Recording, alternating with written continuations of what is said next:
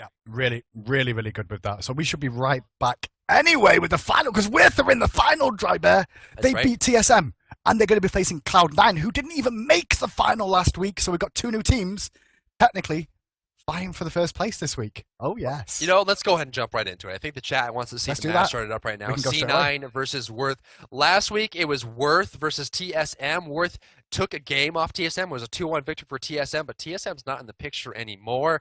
TSM got Not this knocked week. into the bronze match, and C9, who last week was actually fourth, they lost the bronze match and finished fourth. TSM taking first. It puts TSM that much further ahead and C9 further back in the seeding charts. And now with C9 moving onward into the grand finals and TSM going into the bronze match, it means that C9 has a chance to catch up in the next matchup. But we're going to bring the brackets up to see how things are working out so far and how we got to where we are. It was a long road for a lot of these teams here. You can see C9 all the way through the backside. C9 had to go through I5, Elo Fishers, Twiglets, and they had a bye in the beginning. One thing I do want to mention as well is Exposed Secrets lost Elo Fishers in the beginning. So definitely a big thing there. But look at Worth Gaming. They had to go through My Revenge. They had to buy in the beginning, My Revenge, then they had to go through TSM. On the right side of the bracket, you'll see that Cloud9 went through Ela Fishers, Twiglets. I5 went through Agilitas and Heroes and Zeros, which is not that, I mean, they're a good team. They definitely have a lot of practice there. So I5 going into this bronze match to face off against TSM. They have their work cut out for them as well. But,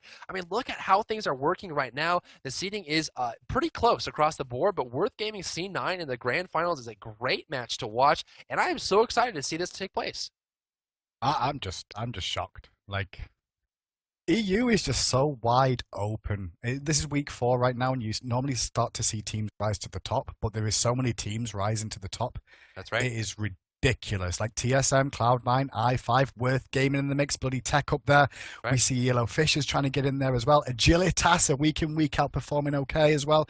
SK Gaming in it. There's too many teams, Dry Bear. There's too many teams. Never. Oh. There's never too many teams. Sign up, guys, next week. Hashtag SWC. Who do you want to see win this final? This is going to be Worth Gaming versus Cloud9. Cloud9 going to be on the left side, and already the picks and bans are underway. Scylla, insta-banned. Are we surprised? No. And again, this is just towards Cornio. I mean, Scylla is just such a strong character. You cannot let this person have Scylla. And at the same time, you don't even want to give Scylla away to the enemy team. That's how good Scylla is. As far as the bans go here, it looks like they're going to be giving first pick to C9. Worth is going to be taking this one on the back, so he's going to try and pick up that double pick from there. Odin gets banned out. Aphrodite and Scylla banned out as well. Shaggy Shank has a ban for his team. What will it be? Will it be a Hunter? Will it be Sun Wukong? Will they give away Sun Wukong and try to get something for themselves? Obviously, there's a lot of picks available, but with Scylla gone, how do you think Worth is going to react? Honestly, I think Cariono's mid lane options are quite varied anyway, so I think he'll be okay with that. I mean, that was a big focal point for them.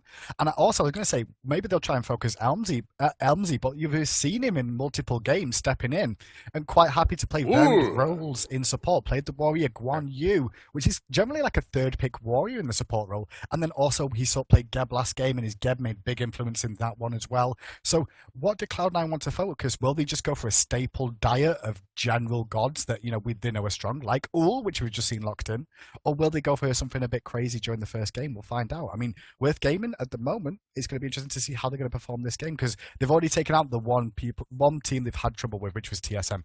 Can they do the same with Cloud9? Bastet Gong gives Ul right away, and actually, I honestly expect Double Monkey here. Double Monkey. I mean, you got Bobots. He plays Humas all the time. Sun Wukong available. Emil is a strong support player, and you put Sun Wukong on any strong support player, it's going to be effective. Double Monkey is what I expected, and Double Monkey is what we're going to get here. No surprises at all. Across the way, Poseidon is still available, and they may want to grab it up here. We do know that the backup mid for Cornio, I believe, is Agni, actually, after Scylla, but we do know that Cornio actually has a really big god pool, so we'll control that out. Poseidon goes through. Ra's going to be picked up. That's more of a shot towards Variety, and also picking up Ra for themselves. NQ does play a fantastic Ra. Not only is he getting Ra for NQ, but also getting Ra away from Variety. With Aphrodite gone and Ra gone, Variety doesn't have as big of his god pool as the rest of his teammates here, so this may be more of a shot towards him. I agree. Cloud9 are focusing on Variety right now in that solo lane. That Aphrodite was definitely respect to him more than anything, especially after how well he played it last week against TSM. So that ban being definitely aimed at him, taking away his role. What are we going to see now from Variety in this solo lane?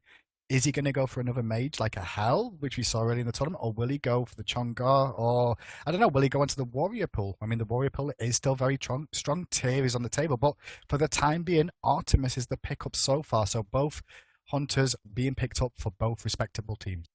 Nice pickup there. I'm surprised to see him going for Artemis over Neath, but maybe they're just looking for the big burst damage, especially the protection that Sun Wukong is going to provide. Artemis selected here. They're actually going to be banning out Thor on Worth respect there. to Suntouch. That's big respect to Suntouch. Absolutely, absolutely. But again, actually, in response to, they're going to C9's going to go for Habla, just trying to shut down the mage potential.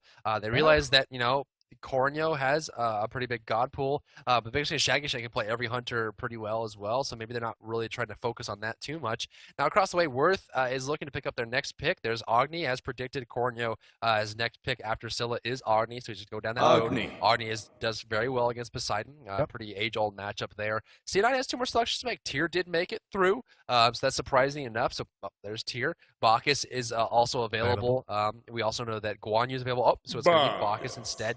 Surprisingly enough, we do know that Half Devil does like Odin and Sun Wukong, both gone. Now, I would imagine he wanted to go for Guan Yu, but Bacchus is going to be selected here instead, although Bacchus Uhl is pretty strong. Yeah, it is a really good combination, especially because of the belly flop into the hail of arrows that comes down as well from Uhl. It's such a nice combination between the two of them. And together they've got a nice amount of CC in that lane. And Tyr again in the jungle going to be played by Suntouch. And Suntouch's Tyr is one to be reckoned with as well. So those two are good, but going to both be very comfortable. And now it's finally the turn of Variety to pick. He's going to have to pick his solo laner, and he's taking his time about it because this is very important to him. And it looks like he's been focused. What's he going to bring out? What is he going to choose in this situation? And it looks like he's thinking about the little baby, which becomes a big baby in Vamana. Vamana selected here, locked in Variety, now trying to get some variety in his play. Ironically enough, as you know, of course, with Ra and Aphrodite gone, he's going down that road. Vamana very strong, actually, still strong enough. Now, one of the reasons why Vamana fell off is mainly just the introduction of Sprint and the fact that characters are just getting faster and faster nowadays. But, you know, you look across the way, there really isn't anyone besides Ra or Uhl who's going to be caught out completely by Vamana, but maybe they just want to have that Vamana versus Ra matchup. It's not that great, but at the same time, you know, Ra is pretty good against melee. And so they're just going to... Yeah, that's right. I mean, they're going to get the farm. The goal is all they want at this point, and just get towards the mid and late game. And really what Vamana is I'm going to farm for 20, 25 minutes, and then I'm going to come out and kill everyone. And so maybe that's what they want, that mid-late game strong performance. They have Artemis, they have Agni, they have Sun Wukong, Vamana, Hoombots. Everyone on their team does damage, and I think that's what they're going to be relying on a lot. Really going to be interesting to see. Guys, tweet into us, hashtag SWC. Who do you think is going to win? Cloud9 versus Worth. We'll be right back after this, Drybear. What have we got coming up, Drybear?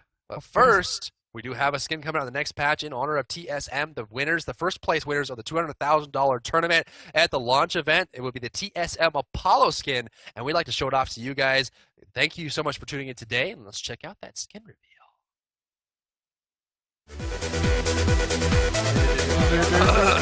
Welcome back, everybody. C9 versus Worth. The grand finals is taking place right now, and it's going to be a match to watch for sure. We're going to see the players grouping up right now. Let's cover who's playing where they're going for 14. The bottom side of the map is going to be C9, the finalists today. It's going to be the start of a best of 3. This is going to be game 1. Worth earned their spot in the finals today, but we see Sayo on Poseidon here. God of choice, going to get his favorite character here. Grouping up is C9, NQ on Ra, Suntouch on Tyr, Youngbei playing Uhl, and Half Devil on Bacchus. Will they get it? Looking for it. Suntouch is leading the way on that privateer. Not going to find it this time. Worth Gaming backing out, and Worth Gaming, Carino, going to be that mid laner with the I'm a Monster play last game. This time, though, going to be on Agni. Meanwhile, Shaggy Shank playing the Artemis in the duo lane alongside Elmsy. The Sun Wukong, the other monkey in the jungle, is going to be Ninja Bobat on Hon Bats. And finally, Variety on that Vamana in the solo lane. The solo lane grouping up here. We see a lot of pressure coming out from Worth early on to see if they want to go for it. Honestly, there's a lot to be on the line here, and I think they don't really want to risk losing an early kill to a team like C9. Now, I think you touched on it pretty succinctly in the picking stage. TSM was their big, rival. That's the one they wanted to take out. So now they're going to the grand finals against C9. Maybe they're more confident. Maybe they're more comfortable. Maybe they're looking for that first place win, but they still have to give credit to C9 and how well they play. Much. I mean, so strong. NQ coming from S Gaming prior, now on to C9, earning his spot here. We know Suntouch has been around for a very long time. Sayo, Half Devil, Young Bay. I mean, Young Bay from TSM before. I mean, obviously yeah. there's a lot to be gained here, and I think they really have to be careful.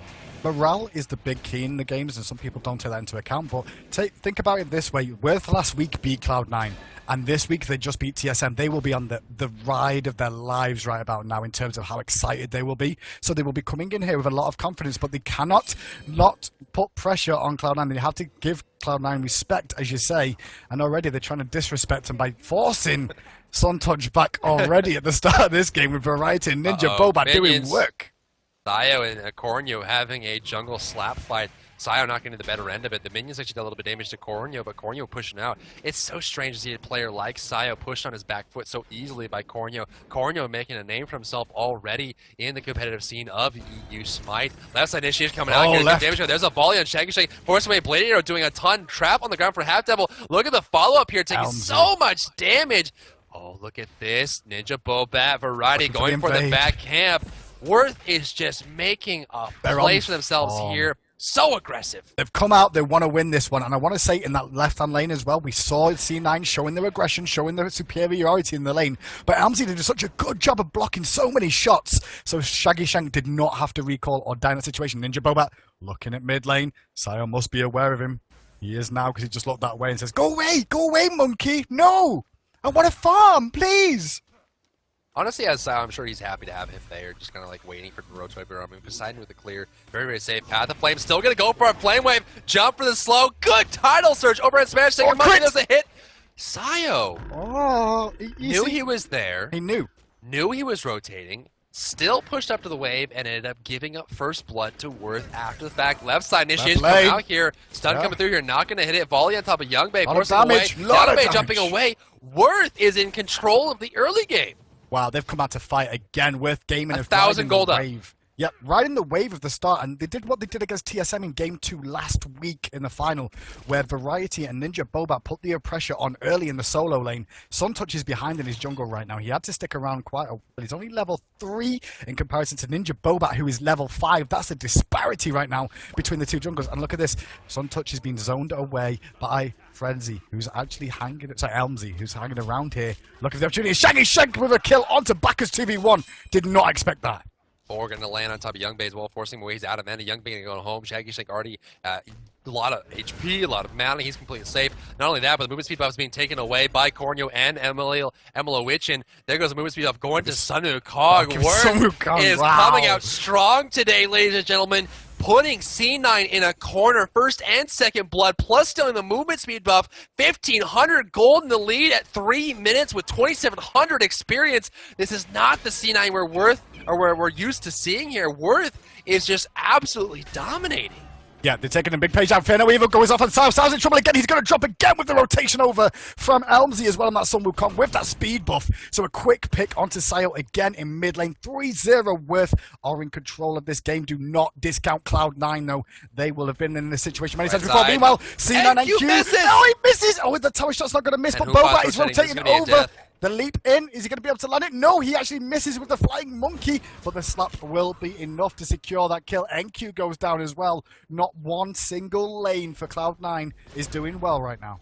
Ra ended up missing that shot to kill off Variety. Not only that, but he committed himself so hard to get that kill, and not getting it means that his death was absolutely wasted. He ran towards the top, using his passive speed of light to run towards the mid lane, but Cornio, being the smart player that he is, ran over to zone him out, ended up getting him right into a corner, and of course, with that rotation from Ninja Bobat, able to snack that one up. That's going to be 4th blood for Worth Gaming. They're 4-0 right now, heading towards the 2,000 gold mark in the lead. Stealing with movement speed buff means that not only are they getting a good start in the beginning, they're also slowing down Suntouch's farm. He's level 4 right now. Ninja Bobat is level 7. There's a 3-level differential between the two jungles. Not only that, but we do see Suntouch at 2,800 gold versus Ninja Bobat has at 3,500. There's 800 gold between the junglers and 3 levels. This is not looking good for C9. Right side once again, Worth Gaming tried to take away the red. They're going to be able to take the blue though. Can they do anything about it? The same pick comes out, not going to secure it though, so that's going to go to Variety. And 4 members of Worth Gaming all surrounding the enemy jungle right here, invading wherever possible. Meanwhile, on the duo, back in the duo lane where the AD carries, mixing up, Shaggy Shank is doing a fine job for himself in that lane. already ahead, I believe, in terms of gold. Is he, or am I just talking rubbish? Yes, he is. 500 gold advantage for him at the moment. And look at the two monkeys. They're just running around the jungle together like, hey, we'll stick together and cause issues wherever we go. Look at the defensive warding coming out here from Sile. Left and right side of the mid is completely warded up. He wants to make sure that he knows exactly what's coming. He sees as soon as Bobat shows up, he runs back to his tier 2 tower and disappears. Bad Cam's being pressured here. Actually got two of those. Bobat gets him here. Jumping away, going to get the stun. After the fact, belly flop, purification piece to avoid it. Good play there by Bobat. Mid is now being abandoned as Sile rotates over to defend, as of course Corneo was on his way over. Gold Fury is standing right now. Look at the vision. There's a ward on top of the damage buff right now from Worth. Worth is not allowing any control to go to C9. Beautiful play so far, and they're actually controlling every aspect of this early game. Corneo coming out, sometimes gets stunned. Homebot's ultimately going to pound the flames. Bomb coming out, is not going to hit though. He tries to run away, needs one more bomb, and one more hit will do it. There goes the killing spree for Bobat. NQ was there, but not much they can do. Stun on Half Devil keeps him out of the fight. Rotation from Variety means it's a 4 versus 3. Poseidon's on his way over, but can he steal away this mid game? He's going to try the tile surge, doesn't have the distance, nothing to kill there. He's going to hit Vamana on Variety. Very, very voluptuous as he vehemently vomits. Vamana? I don't know, I was just thinking of something beginning with V. Meanwhile, we did see, though, the left-hand camps did go in favour of Cloud9 there. Youngbei rotated over, so Youngbei's doing his best to catch back up in this lane. Worth Gaming, though, right now, they're riding the wave. I keep saying this, they've got the morale on their side, and they've come into this game when all guns are blazing and really taking it to Cloud9. I mean, reading chat as well. Chat are like, have faith in Cloud9, you know. They will come back in this one. We have faith. So the supporters are there for Cloud9. Can they hear the call of their fans in the audience today? Meanwhile, though, Shaggy Shank under problems, but Suntouch is the one that's going to go down again. Suntouch trying to help out in the lane and try and get a bit of experience, but level 10 versus level 6.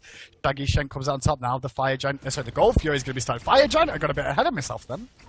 Oh, here comes the Gold Fury. We're going to start it up here. Belly flop from Half Devil. That could secure his fate. He's got no one coming besides Uhl. There's the damage. He's going to go down here. He gets the gold. Actually gets the kill. But the Gold Fury goes to Worth. There goes the kill on Half Devil. He kills Austin, who calling it support for support. But honestly, trading supports at this point is not worth it with how far behind you are. You need levels on him. He's level 6 right now. But what hurts the most is so is Suntouch. Their jungler is the same level as their support, who is sitting 1 and 2. That was a good kill for them, but was it worth it? I don't think it was. Here comes Bobat from the side. Umbot's ultimate coming through. Youngbei goes down, walks right into it. No vision, no control, no awareness, and he goes down mid lane. Sio in trouble. Good stun. Going forward. Flame Wave. One bomb is all they need. Whirlpool's on the ground. Crack is available. Going to go for it. Going to get the kill on Variety. Tiles just come through here. Suntouch wants it. Does he have a blink? It looks like he does. There's the dunk. Needs some serious pain with the snipe. NQ gets that kill, and Corneo goes down. It's a 2-for-0 exchange for C9, but at the same time, they lose their left tower.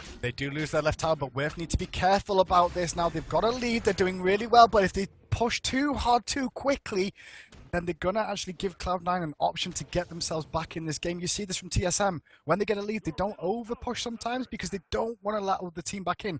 Worth just need to slow it down a little bit, because if they keep doing that, then Cloud9 have an option to get themselves back in this one, and NQ, in my opinion, is going to be the man to do it because he's already taken down that tower due to the rotations from Variety early. The wave there, keeping the wave free and clear. We see Rao rotating back to his tower. No tower down on that side. In fact, it looks like NQ actually took out the tower on the right solo lane in Variety's absence, but honestly, I'm actually in favor of this play from Worth right now. The tower, tier 1 tower in solo lane being worth 500 gold. That's 100 gold per person on the enemy team. Him leaving that tower means that he gets to join in on all the reindeer games going on in the mid and left lane, and really, it's worth it. He's able to get Shaggy! In the mid he's lane, fighting Sio quite happily. The stun comes out as well. There's a ball defensively in the end. It actually stopped the engage from the back line. Saving Pain comes across, and now NQ's in trouble because the ball hits him too. Shaggy's going to get hit by the Intoxicate. He's in a lot of world of hurt now because the rest of the team comes over. Ninja Boba to the rescue, sir! I am here for you. Saves the day. He's going to look for Suntouch, or is he? Nope, he's going to go for the mid camps. And what a turn around that was from Worth Gaming, because at one point it looked like Shaggy Shank was in trouble. Suntouch is in trouble with a great blink away from him, running back to his tower as fast as his little pirate legs can carry him. Weakening Curse coming out to try and slow him down as much as he can, but Suntouch should be safe, or is he? Or is he? Variety? No, okay. I was a bit worried then. I thought Variety was going to go all the way. I was like, no, is it really worth it? What an amazing play. Now, he forced him to a corner, which allowed Coriander to hit as many bombs as he could. All 3 bombs actually landed on top of Sayo. Not only that, but Shaggy went forward. Protection came out from Bobat, and all of a sudden they're turning kills into kills into kills. There's not a whole lot that C9 could do about it. The positioning was not there, the timing wasn't there, and the aggression from Worth is actually quite greedy, but C9 has no answer for it. They're not positioning themselves in a way. They need support from the left lane. It's just not coming. The left lane lost so poorly that they really can't get any positioning to defend the mid. And that's really what happens is lanes start affecting other lanes. The gold that was gained by Shaggy Shank, the experience that was gained by Shaggy Shank is now being coalesced into kills in the mid lane. And C9 is having a struggle, having a troubled time keeping up with it. Yeah, they really are. And Suntouch is doing his best to get himself back in this game. Good to see him actually caught up to the enemy to the enemy support so far, but way behind Ninja Bobat here at the moment, Suntouch. And you can see Worth trying to dominate the vision on the map as well, wherever possible, deep in the enemy jungle. They're going to look to pressure down mid lane as well, especially now that these 2 outer towers down. This is the only one left standing in the outer tower variety. Worth Gaming to look to take down. So the whole group, they realize they're ahead. This is a good decision from them. They're just going to be made sure they don't get engaged upon too nicely, because Half Devil's Intoxicate plus a Kraken will do a lot of damage.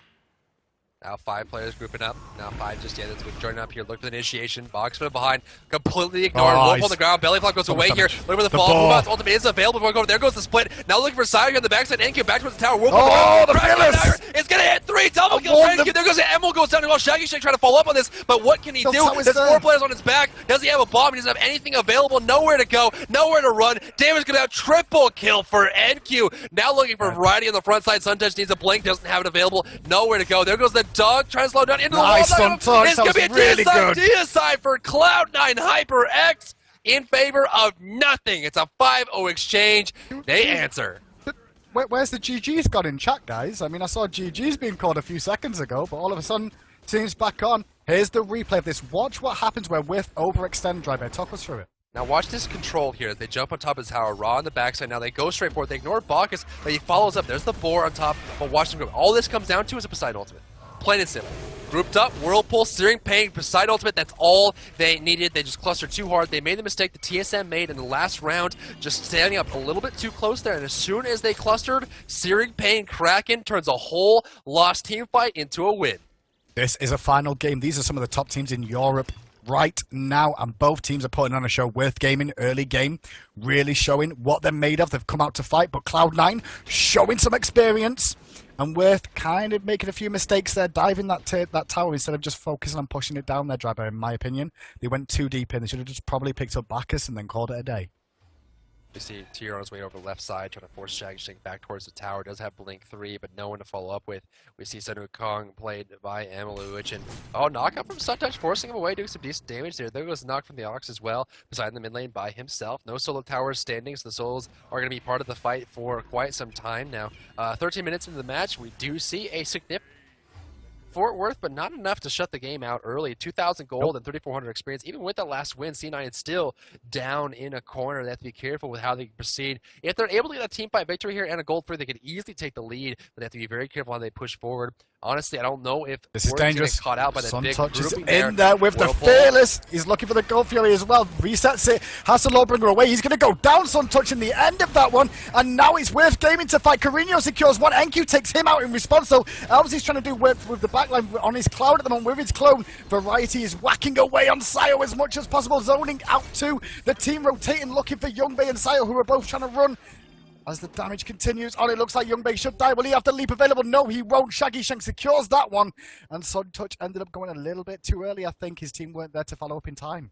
And Q's hanging around. Silence on his way over trying to defend the gold tree, but can they get in? They don't have an ultimate available. Nothing can come in through. They have to do a Searing Pain. Something that's going to be greedy. They have to get too far forward. Now jumping on top of it. Gold Fury goes down. Whirlpool on the ground. Trident gets the kill here. And Q goes down though. Bobat over the wall. There's the slow. There's the war overhand smash. It's going to be a 2-for-1 exchange. They killed the support for a 2-0 exchange from the Gold Fury. That was a terrible choice by C9. They're going to lose a lot of gold for that, a lot of map control, and honestly, they could probably push out something more. They could go back and get the gold in the jungle, but a 4,500 gold lead now stands for Worth Gaming, 6,200 experience in the lead. They tried it, the support, but that was just not a good choice for them, not worth the contest, and they're going to suffer for it.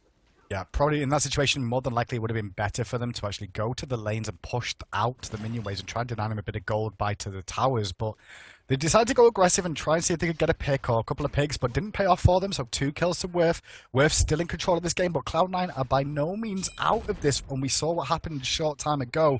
However, Wirth are looking good for this one. Now they're going to start assaulting this mid tower, and we'll see if the same mistakes are made again. I don't expect them to make the same mistake twice, because this team seem to learn very, very quickly by mistakes. Here's the aggression now. Belly flop goes out, and a Kraken, but immediately they jump away from Boba. Suntouch is in there. There was on the backline. Not a lot of damage coming out. Half Devil gets focused. Carino takes out Suntouch, who came in to try and help out. Vermana doing his best from Variety to keep whacking on Sayo. Shaggy Shank manages to pick him up, and Vermana doing work. Half Devil surrounded by 4 enemies here. He's going to belly flop away for the time being, and now he drops to the rain of fire from Carino again, and the pressure is on from Wirth Gaming still.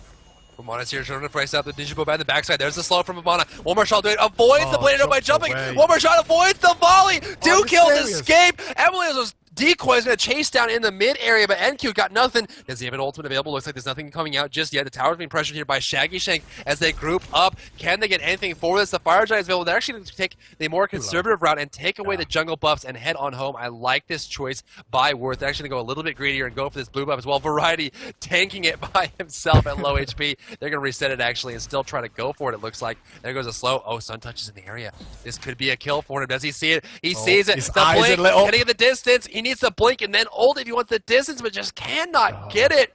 A big loss by C9. Now, honestly, the way they've been playing, the only way C9 is going to get team fights here is if they get a big burst with that Kraken. The reason they lost that last team fight is the Kraken was not placed properly. They didn't get any damage out of it. Sayo made a slip up there, didn't get the positioning he wanted, and the rest of the team fight was just gone. The damage that Wirth has is enough to keep them shut down unless they get a big team fight turnaround with some kind of burst. At the same time, eyes are on Suntouch as well. He's not getting the CC he needs. He's not getting the initiation that his team needs him for, and at the same time, he's also being very aggressive. 2 fights ago in front of the Gold Theory, he jumps in by himself and dies before the fight even began. Sayo recovered with the Kraken, and they were able to escape, but then they turn around and then throw it away again. It seems like C9 is just not making good choices on when to engage. In fairness to Suntouch, I mean, he's been behind since the very start of this game, and he has to be a front line for his team to be the engager along with Half Devil, but he's not had the easiest of lanes, and he's been trying to go in, but he's not tanky enough yet to be able to sustain himself in these fights and keep himself alive. There's a blinking again from Suntouch, looking for it. Fearless combo onto Variety, but instantly stunned out by Carino, and Suntouch is in trouble again. He's going to drop, and we can see the same pain coming out, but not enough damage going down. They're going to trade Elmsy, the support for the jungler so far, and Bobats is here with a Fear No Evil, looking for Sayo. The Kraken comes out defensively, jumps out of it, but still gets hit by the tidal wave. Carino trying to run away from his life at the moment. Beads popped for the time being, trying to reduce the damage taken from him. Looking for the steals. Variety's here as well. Shaggy Shank. Shaggy Shank turns him with a boar and causes the whole team to be wiped out. Wirth Gaming are going to be able to take a Fire Giant here, or they're going to rotate mid? It's a big call. They're probably going to take mid tower and then go for the Fire Giant, honestly. With the position they have now, it's looking pretty sharp. Good team fight victory for them, 11-24. Wirth is in the lead here. They're going for the tower. Honestly, go straight for a Fire Giant. Going to go over that. Now, let's look at that team fight one more time as they rotate over, take some buff camps here. On screen, you're going to see them rotate over, but look at the positioning choice from Agni. It seemed like they were down for the count. Suntouch getting caught out yet again. This is how every team fight has started so far. But then they turn on Cornea, and what he does, he runs away. Watch Bobat's presence. He baits him into it. Bobak jumps out. There's the ultimate. There's the Pathfine's right back into the fight. Now the Flame Wave is going to come out here. The Kraken was used. He uses the stun to force them away. Now gets out of the fight to keep himself safe. But the baiting is just so strong for them right now. He runs him right into Bobat, who uses the ultimate. There's the bomb from above. And without the damage from Sayo, Kraken, without the damage from Youngbei, they've got nothing left. The team fight is over. And it seems like Wirth is just playing the mind games that C9 used to. They just have them by wrapped around their finger like a string. And C9 doesn't see it. TSM didn't see it. It seems like Wirth is just playing these things so well like chess that they're able to trap TSM into a 4-man Scylla ultimate. They are able to trap C9 into a 3-man Humbat's ultimate. They're able to trap these big people into really huge, just kind of like positional advantages that it seems easy. Reaching the final last week bought him a lot of fans, and the fans must be behind him today because Wirth Gaming are really putting on a show again this week, and the fans are actually making a difference, I feel, as well, in the support that they've put towards this Wirth Gaming team, and they're really showing this one as well. Like, looking around the Gold Fury now, looking for a fight, not even trying to do the Gold Fury, they're just looking for a fight. Gold Fury is available. Belch the guys to start this one off here. Half Devil coming through. NQ is in the backside. Sacred Marty coming out. Belly flop from above. Magic comes on the backside. Overhand smash damage. Half Devil getting Devil. jumped on here. Damage coming through here. Who must going to force him away? There goes the kill. Youngbae gets a double with the board. Shaggy's still chasing. Gonna be a triple possibly on the back since they forces NQ out of the fight. But that, again, poor positioning by C9. They got completely surrounded, and Shaggy Shank was able to surprise them from the left as Artemis. They just don't have the vision or the preparedness to realize how aggressive Worth is being. This is just far and away just blitzkrieg. It really is right now. And now you can see them push down this left-hand side. We keep discussing this left-hand side because if you can take the Phoenix down on this side, it creates such a big variation in the map in favor of your team because the Fire Giant on the exact opposite end of it, this tower's going to go down. Suntouch and Sio not going to contest this one whatsoever. So yet another tower goes to them as well as a Gold Fury. Gold advantage, 11,000 gold, 17,000 experience in favor of Worth. And Cloud9 really have the backs against the wall in game one. This is a best of 3 though, guys, so even if, Worth do come out on top of this one, Cloud9 are not out of it by any stretch of the imagination. Just to clarify, ladies and gentlemen, Youngbae is on C9. That was Shaggy Shank getting the double kill on the last side. That's just me and my history as a caster. Youngbae used to play Artemis for about 4 months straight. And so just seeing hit Artemis, it just kind of brings back memories there. But of course, that was Shaggy Shank on Worth getting that double kill in the fight. 8-1-12 right now on Artemis, finishing off his Deathbringer. One of the biggest things about being Deathbringer on Artemis means that still target his passive, increasing his crit chance and allow him to crit more and more and more. Along with Vengeful Assault, his 2 increases his attack speed to be able to crit more and more and more. And so he's just been critting left and right. And that's what they're going to lean on as they kind of rotate over into these big fights. And again, C9 needs to leverage their team fight potential with Sio rushing that rod. He's going to be able to skip the gap that he's behind right now. Needs some penetration to finish off, but looks like he's going to go for Polynomicon instead. They need to be able to group up. They need to be able to get a good team fight initiation. And honestly, as it stands right now, if they're not going to get a 3-4 man Kraken ultimate, they're most likely not going to win the fight. Youngbae split pushing this left-hand side solo, looking for a bit of free farm for himself. Meanwhile, though, whole team of Whiff grouping up, looking to put pressure on this tower and take the last tower on the map that C9 have standing. And they're going to have to give this one up as well. Will they rotate straight for the Fire Giant, seeing Ull all the way over there? I would if I was them. They have the opportunity. No ward coverage from Cloud9, but unfortunately, Whiff do not know that. Will they start it? They're just going to ward it up for the time being and position, wait and see. I mean, Ull is still being seen. Youngbae is still being shown on the side. They are going to engage it, and it's going to be a 4v5 if they do start this one. Fire Giant started up here, going to go down here, half double in the area, trying to jump over and steal it away. Can he get in there in time? He jumps in, the Kraken's on the ground, wasted away there. I was looking for Sio. There's the burst damage. Shaggy Shank needs one shot. There goes the Path of Flames damage, going to finish him off there. Looking for NQ. NQ goes down to the board again. The board. Oh, wow. Tusky MVP for today, getting kills left and right. Not only did they get the Fire for O, that was a 4 versus 5. Youngbae on the left side pushing out, trying to get a Phoenix here, but you can't base race when it's 5 versus 1. He's going to try Fire Giant. There goes the Phoenix. This could just be a Titan kill through and through. Youngbae is playing an RPG. This is not World of Warcraft, my friend. You need to go back and defend your Titan. It's going to go down. Can he get the Phoenix in time? It's all over. C9 gets taken out 30-11 by Worth. Worth shuts out TSM in the semifinals. They go into the grand finals and they shut out C9 in the first game. Worth is looking so strong right now. Worth are looking absolutely amazing, on fire. They're riding the train as well of the morale being up. Going into game 2 now, Cloud9 need to come back into this one. They need to just forget that game ever happened and just be like, right, okay, treat this as a best of 1, and then if we win this best of 1, then we go into another best of 1 and just go over again. They need to... What happened with Cloud9 that game drive is they focused on the solo lane of variety with the bans, yeah? And it didn't seem to pay off for them. NQ won his lane overall and had a great game to an extent. Like, he managed to influence the game, and when those fights did break out, he was the only one to go positive in this team as well, NQ. However, going to this one, they really need to reconsider the bans. You know, honestly, it also came down to the fact that they just shut down the jungle early. Suntouch was the main focus of them. Let's go ahead and watch that replay up on screen. You can see them getting half double trying to get in there. The Crack goes out, but Silas by himself. Look how much damage Shaggy Shank does. 1, 2, 3, hits him off there. Another follow up here. Look for NQ. NQ's going to evaporate, and there goes the kill on half double. They just do so much damage, but that team fight was scattered. They just didn't have any positioning there. You see Sio on the back. You see half double on the right side. You see on the back side, I mean, Youngbae's not even there. So you have half double in the center, NQ's in the center on the left side, and you have Suntouch on the far right. I mean, they're just not even together. Even if in a 5 versus 4, they had no chance to even do that. They had no positioning, no awareness, nowhere to go, and C9 was shut out early. 0, 6, and 7 on Suntouch. He was shut down so quickly. And Ninja Bobat Honestly, if you're looking to counterban against Worth, you have to get rid of Hoonbots. You cannot let Bobat get Bobots because you will lose the early game. You will lose the mid game, and by extension, lose the late game. He is just playing this character so well. We saw before Corneo baited them into a 4-man Hoonbots ultimate, shutout completely. He is just so good at leveraging the control and presence of Hoonbots that he is just not allowed to have this character anymore. But at the same time, you don't want Scylla to go to Corneo. Corneo has a big god pull, but Scylla is far and away his biggest presence. If you ban bots, you ban Scylla, you leave Sun Wukong open, you leave Odin open, you leave everything open. Worth has established themselves as a very, very strong team right now. They're not even a team to watch anymore. They're a team to cheer for, and I think chat is really playing for that. Well, that is it for Game 1, ladies and gentlemen. Worth will actually defeat C9 in the first round. We're going to the second round today. It's a best-of-3 grand finals. Second game, if it goes to Worth, it'll be all over. C9 is now on the chopping block, and they have to answer. We're going to cut to a brief break, and we'll be right back.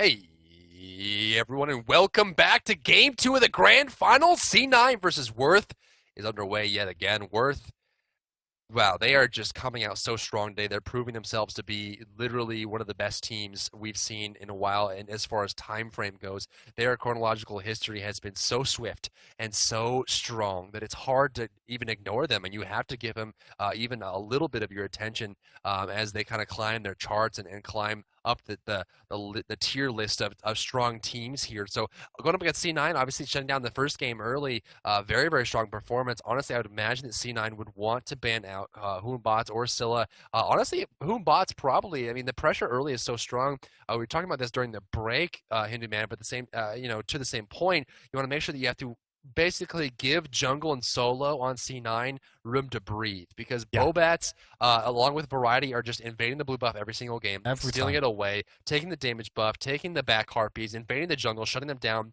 and it was so quick that even Suntouch wasn't prepared for it. No, he really wasn't in that situation. I mean, they did it last week against TSM, so I'm not surprised they did it again. Now, Hoonbots, they could technically leave Hoonbots on the table and hope Worth Gaming don't pick him up first and then look for the double monkey themselves. But for the time being, Worth Gaming doing the good option here. Well, they've gone to ban Aphrodite themselves, so they're really giving respect to NQ in that solo lane as well, saying, okay, NQ, we know you can play Aphro as well, so we're not going to leave that on the table, especially because we're first pick, which means we can only one god, and there'll be other ones on the table that would rather have Scylla banned away. Not a surprise, especially the way they played it against TSM. It's not a surprise to see that being taken away by away from Carino.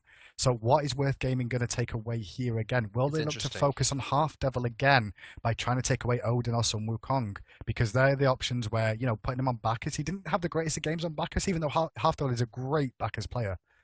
He didn't seem to get it going that game. Sun Wukong going to be banned out here. Now it's either Odin or Ninja Bobots being banned out here.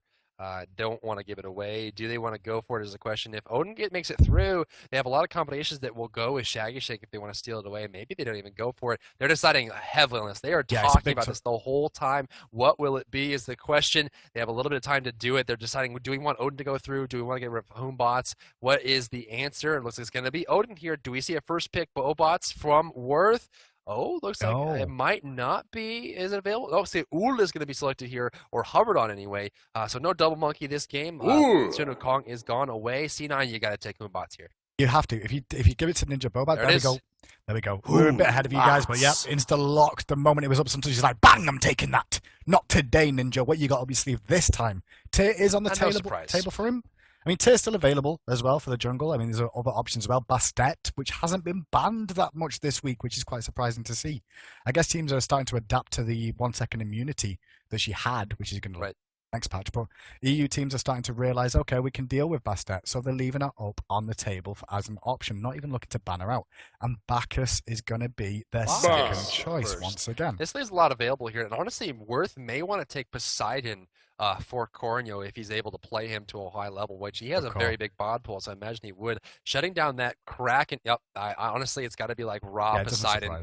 So there it is, raw Poseidon locked in. Nothing surprising there. This is a shot at Sayo. They're giving Corneo Poseidon because they know Sayo's best character is Poseidon. I am just so impressed with Worth and how they're able to kind of pick apart these top tier teams and understand what their picks are. So they pick Poseidon to shut down Sayo. It looks like they're going to force an Isis pick from C9. Sayo loves Isis. In fact, Isis was was Sio's first love. Now, Poseidon was more of a recent thing just due to the meta changes and how strong Poseidon was, but it looks like Sio's going to be playing Isis this time around. Over to Worth Gaming, they're going to be banning something out here. Do they go for a Hunter? Do they go for a Response here? Now, they do have their Hunter here. They may want to go for Apollo. They may want to go... Actually, Apollo would be a very fantastic ban for them. Thor was banned out by C9 over the way. Honestly, I'm a little surprised to see that, considering the fact that Ninja Bobats does have a decent god pool. Thor's in it, granted, and with Humbot's gone, maybe they're trying to slow that one down. And he does like those kind of team fight turnaround characters. And looks like the prediction is correct. Apollo will be banned out here by Worth. No surprise there. And it looks like they're going to be picking on her in response. And honestly, not that surprising. Young Bae has been playing on her longer than pretty much everybody. Yeah, I mean, Young Bae's going to be quite comfortable in that matchup against Ul overall. I mean, Ul definitely has sort of advantages in that lane, but we'll see. We'll see how it plays out in the lane. But Isis picked up, and Tyr being hovered over here. I suggested this could be the jungle pick for them, especially with Ninja Bobat having, his Humbats taken away from him, and the Thor now. Tyr being left on the table and can have a good influence, but if it's the same thing happens to him that happened to Suntouch last game, it could be true. Got a big one. Well, it doesn't surprise me with the Guan either, because Elmsy did a good job of that in the earlier stages. He had a very bad start with his Guan Yu in the very first game we saw him in today, but came back strong in that game as well and showed some really good work. Oh! Anubis.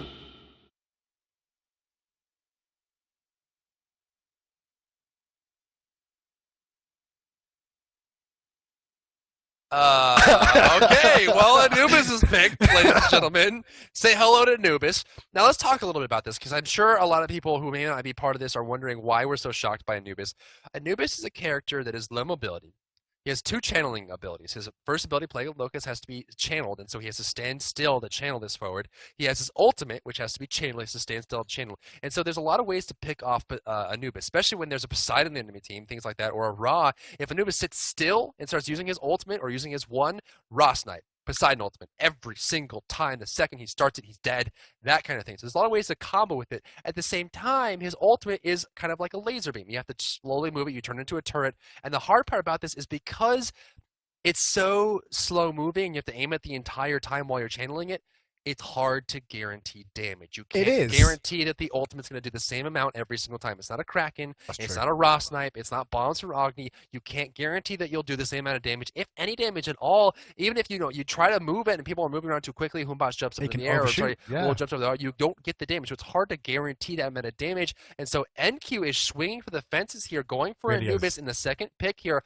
Now, he's going to be going up against a Ra. Keep that in mind. And what was really becoming more popular now is characters that have burst potential. If you go up against Ra, if you go against Aphrodite in the soul lane, they have a lot of heal. And because you don't want to be poking, backing off, they're just healing right back up. And so what's being popular right now, not so much Anubis, but Anubis fits that billet, is burst. If you can burst them from 100 to 0, their healing means nothing, and that's exactly what NQ is going for here. He wants to pick a burst character that's going to shut down Ra. What's good about this as well, Anubis wouldn't work so well against Aphrodite because of Undying Love. Her ultimate would protect her from the burst damage from Anubis. Ra doesn't have that. Ra's going to be relying on his slow. He's going to be relying on his heal. Anubis doesn't care much for the slow. He has the Mummify. He's going to start with the damage. He's going to have the control, and this could work really well for Anubis in the lane. In fact, it's going to work fantastically for NQ in the lane, but what's hard about this is this has implications for the rest of the match. Anubis is a hard character to make work for mid and late because it's hard to itemize and protect yourself against big rotations. I'm excited for this lineup. This is huge here, guys. Anubis is picked up. We're going to game 2 of C9 versus Worth. Grand finals taking place right here, right now. We'll get the game all set up for you, and we'll see you soon. Welcome back, everybody. Worth versus C9 in Game 2 of the Grand Finals. We've got a lot on the line here. Worth won Game 1, and C9 says, hey, you know what? We lost Game 1. Let's pick Anubis. Hey, NA, how's Ares doing for you? Oh, we've already moved on. We're on Anubis now. We're going through the alphabet one at a time, obviously starting with the A's. So Anubis picked up for NQ of Cloud9. Going to be in the solo lane. Young Bae is going to be playing Anher as the Hunter. I'm losing my mind because I'm still thinking about that Anubis pick. Suntouch is going to be playing Hunbats in the jungle. Half Devil is going to be playing Bacchus as the support. And finally, Sio, last but not least, playing Isis in that mid lane. And what have we got on Worth, driver? Oh, Guan Yu on the backside and we jumped on here. Half Devil's just going to smack him once and run away. We're at the bottom side. We've got Shaggy Shake on Ooh. We've got Emils on Guan Yu. Cornyo on Poseidon. Ninja Bobat playing Tier this time. And then Variety on Ra. Big lineup here. And honestly, I like the fact that NQ is playing that Star Trek skin. I think it's really, really cool. Oh, it's an awesome skin. And it's nice to see the God being used in rotation in a finals as well. So hopefully this works out for NQ, honestly. So people might give a bit of love back to the Doge, so to speak, and see if he can do well in this one. Yoda would be proud. Yoda would be proud of him, I think. I hope so. I do hope so. Now. But general start for both here. Looks like wards being placed down by C9 on either side. They're taking this quite seriously, actually. So backside, the blue buff is going to be sitting there. Looks like Emil and Shaggy Shake are going to start this one up for themselves. Now the mid camps are being taken here. They back up towards the blue buff. Now they're going to go through here, and now the mid camps are being taken out. Poseidon rotating over. Looks like it's going to be Isis versus Poseidon. It looks like Isis, played by Silas, is going to face down his old buddy Poseidon here, and now they're going to push up here. At this time, on the right side, Ra going to be joining up, and looks like Bobat's going to go for no invade this time around. Now they're going to run over towards the blue buff itself.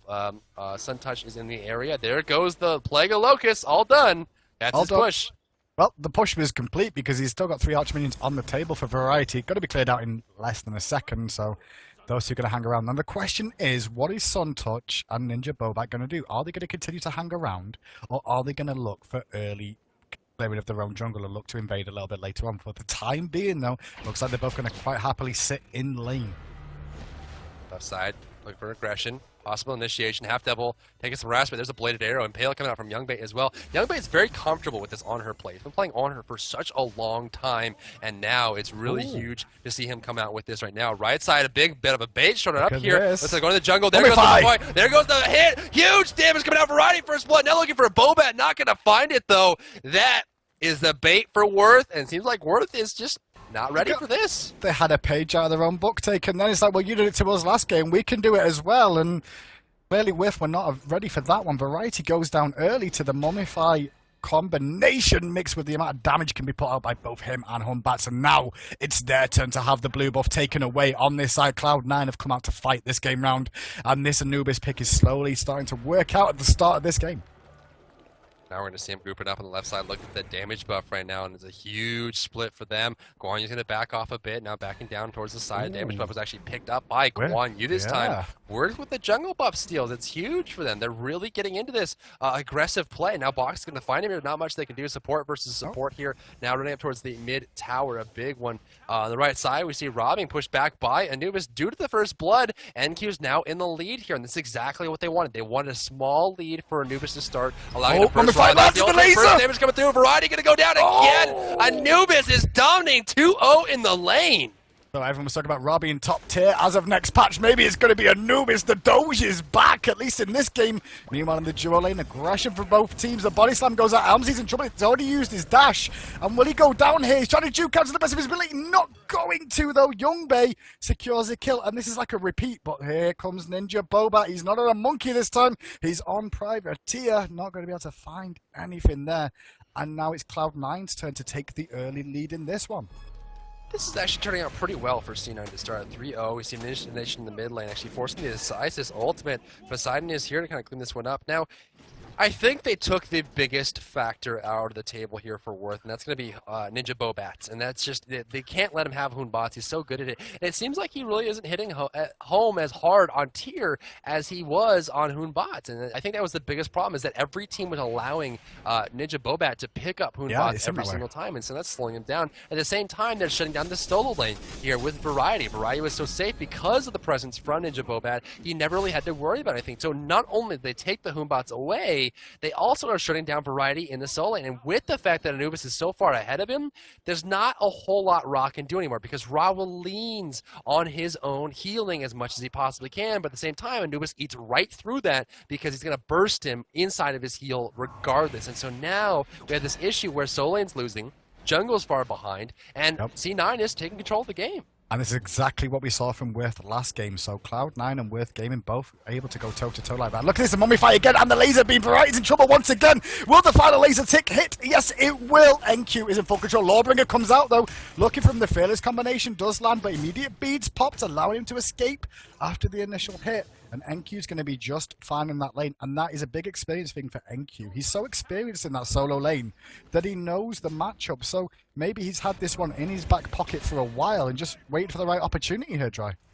I think they found a big weakness in Worth in that Ninja Bobat seems to be more focused on ganks and presence than he is on farm. And so if you take away his ability to get early ganks and early presence, he doesn't seem to be getting the gold that he normally does. He doesn't seem to be well as practice in that kind of passive jungle farming, hitting the camps. You see the back left camp is still a little bit late to the red. It's been up for quite some time now. And so it seems like Bobat is having trouble keeping up when he's just left to passively farm. There are other characters that are good at this. Last is Dignitas is very good at passively farming in the jungle if there's no kills to be had, and just looks for them when they come around. Left side, Intoxicate and Pale. On you, Horse coming out here. Need to try to jump face with it. Okay, this is Desert Fury on the ground. Gonna take the image now, following up here. Now looking for a box. His box has no mana, nowhere to go because the double stun. Needs some damage, needs some kind of stun. Needs a little axe. Can they get it? Axe coming out pretty soon here. Can they get the hit? There's the stun. No, it avoids it. Half double needed to avoid that. He got that. But now look at the rotation on the right side. Poseidon's on his way over. Trying to go for the Anubis. Trying to go for the Bots. Very low on HP. Can he get the distance? Actually go back, but the mid tower is being pushed.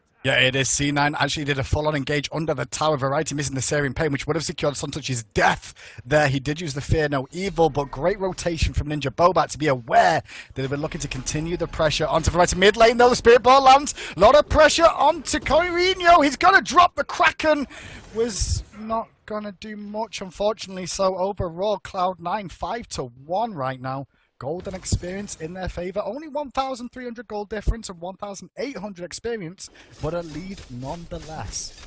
You see the blue up being stolen away by NQ on the right side of the map. It's going to hurt Raw even more. This tower is likely to go down soon, as not really much that Variety can do to contest NQ. NQ currently sitting on 1,500 gold in hand right now. He can go back and nearly finish his boots off right away. Variety coming back to the lane, 4 levels behind Anubis. Wow. That makes things so painful for them. And if NQ can keep this pace up, it's going to be really difficult for Worth to do anything about it when the team fights start up, because Anubis' claim to fame is damage. His team fight presence is damage. If he can do damage, he can win the team fight. And with him being so far ahead, finishing off the Shoes of the Magi now having penetration and mobility, NQ's going to be scary. Yeah, he really is. And keep an eye, just for the newer players amongst us as well, Mummify does pass through minions as well, so you can't even hide behind your minion wave to avoid that. So if NQ can keep landing them perfectly, then Variety's going to make sure he sits far enough back not to get engaged on. Meanwhile, left on lane, some aggression between the two. Once again, Shaggy Shank and Emilzy having to back out as Cloud9 take control of that lane for the most part. We're going to see NQ kind of defending the right tower. Make sure that doesn't go down here. The tower is going to be pushing so far up here as Suntouch is in the area. Suntouch not hitting as much gold as you'd expect either, considering the difference here. And Bobat is actually tied with Suntouch just about 80 gold behind. So a little bit surprising to see the difference. But really the star here is going to be NQ at 5,000 gold. Sayo also at 4,800 versus Coronio's 4,200. So a 600 gold lead in the mid lane. But that pales in comparison to the 5,100 to 3,600 differential in the solo lane. NQ is nearly 1,600 gold individually ahead of his lane opponent in Variety. Level 8 to level 11, a 3-level differential. Variety is on the chopping block. Although, shout out to Ninja Bobat, he's actually caught up and got ahead of Suntouch now. He's been doing a lot to try and camp out that right-hand lane wherever possible. The pressure on. Meanwhile, mid lane Spirit Ball does land onto Corinho under tower though, so no follow-up engage from that pings going down on Suntouch, giving away his position once again.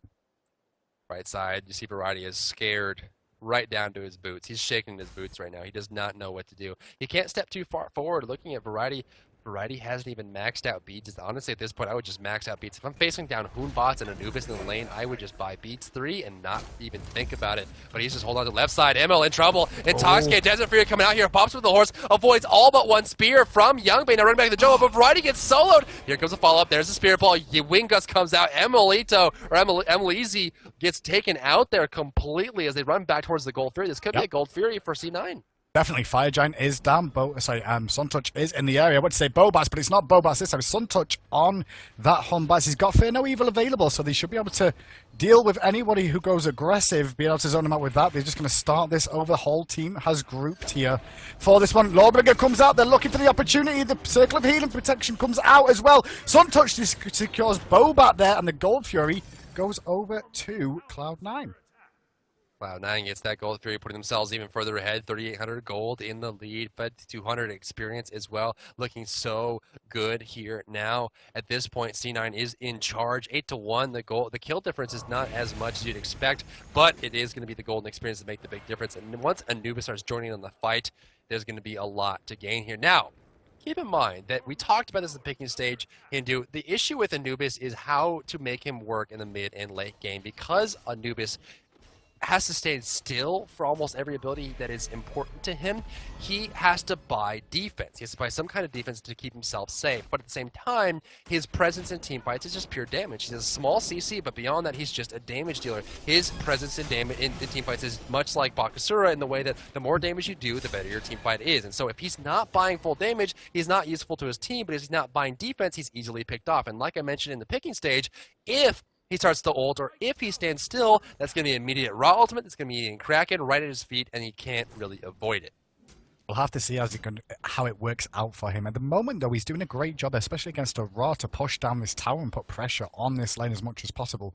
What I would really like to see, honestly, is NQ lane switch with Youngbei here and allow Youngbei to come into this lane where Variety is not having a good game and look for NQ to start dominating even further on this duo lane and shut down Shaggy Shank, because he is on that ult. He is the furthest ahead on their team right now, and with NQ's damage spike where he is right now with those items and the level advantage, I think he'll do okay in that lane and actually cause some issues for Shaggy Shank. Yeah, Shaggy Shank's going to have a lot of trouble as he kind of continues on with his farm. Individually, you can see him actually the highest on his team. And looks like he's going to be actually just 200 gold behind Youngbei, even after the Gold Fury. Surprisingly enough, the Gold Fury provides 300 gold to Youngbei. So the fact that the 200 gold Youngbei is in the lead, it means that Youngbei was actually losing in farm to Shaggy Shank prior to the Gold Fury. So that goes credit to Shaggy Shank here. And he's been a driving force for his team all along the way. Corneo also very strong here. So if they can get some good Kraken ultimates, we even saw last game C9 was down for the count, but one good Kraken turned the entire team fight around. And so Worth is definitely not out of this just yet. Don't count them out before the hits start coming. But look at this Fire Giant attempt here from C9. Hoombots is hanging around here. Oh, looks like they're going to start it. They're doing it. They're starting it. Can Variety they see it? Variety Look at has the vision no here. idea, though. No idea. Look at the vision. They don't have any wards. They don't even know that they're over. This could be free. This is such a good call from Cloud9, using the fact that Anubis is so far ahead as well to deal so much damage. They survived quite happily. Only Half Devil got low there, and they've not really lost anything for that at all. And when they all get back to lane, they're going to be like, oh god, guys, they just took Fire Giant. Amazing. The Bobat blinks in mid lane, looks for a Fearless, doesn't work out. Sal's going aggressive now, using the Fire Giant to his advantage where possible. Beads as well. Kraken actually does connect, but the heal's going to come back out. Elmsy's going to come in on the charging horse, followed by the Lawbringer. Saya will drop, so there is a Fire Giant buff down at the start of that. So a second kill picked up a Worth game. They cannot allow themselves to get exposed here. Anubis was rotating over. They're actually going to take this kill and go on home. Now Gold Fury is not available. Fire Giant's not available. There's not really anything for C9 to take right now. Look at the goal. It's 3,500 between the two. The problem is Fire Giant provides magical damage, physical damage, HP regeneration, and mana regeneration. So not only are you getting big boost in damage, but you're also allowing yourself to be a little bit more durable. You can hold on to things a little bit easier because you're able to regenerate more quickly. And so C9 is going to leverage that. And honestly, what Worth needs to do is just play safe, play passive. Don't do anything. Don't force anything. Wait until that Fire Giant buff goes away and then start fighting unless you're looking for a pick. But even then, if they commit to a pick too hard and Anubis rotates, he can easily three kill them instantaneously. On the left-hand side, we can see Elmsy rotating in to help out against Youngbei, who has that Fire Giant buff. Keep an eye on Half Devil at the moment, because Half Devil should have a free opportunity to start roaming a little bit more. They're looking for pressure on this right-hand side. Oh, Worth, though. NQ is going to be the focus. Great Blink Fearless combination going in. Beads popped already. And the damage, the Mummify misses as well. And that's exactly what you talked about there. He has to stand still to deal most of his damage. Mummify missing. Drop the laser beam of doom, but the Doge does go down. Back to the kennel for him for 2 minutes. You know, it's so hard to use Anubis once the game leaves laning phase. He's one of the best laners in the game, hands down. I mean, he's just so fantastic at clearing. His presence is huge. He's able to 1v1. He's amazing. But the problem is once the fights start breaking out, and all of a sudden it's a team fight, Anubis has trouble fitting into that, and we're going to start seeing that problem surface here as the team fights start breaking out. You can see there, even then, there goes the hit. That's a lot of damage. You just get hit by the axe. Back over. Good play. Actually, NQ went home and purchased Greater Purification right off the bat. I like the choice. Yeah, has to as well. He has got the Spear of the Mages as well now. So Hunbats. Hunbats in the jungle. Ninja Bobat's in trouble. There's a Kraken defensively, which is going to save his life for the most part. Sayo rotating round as well. Applying the Wing Gust. The Spirit Ball. Will it connect? It does onto both, but immediately the Tidal Wave did a good job of keeping him alive for now. Elmsy has to use the Cavalry charge defensively, and Gold Fury has begun from Cloud9. This should be a free one because Elmsy is not going to be in a position to even contest this one.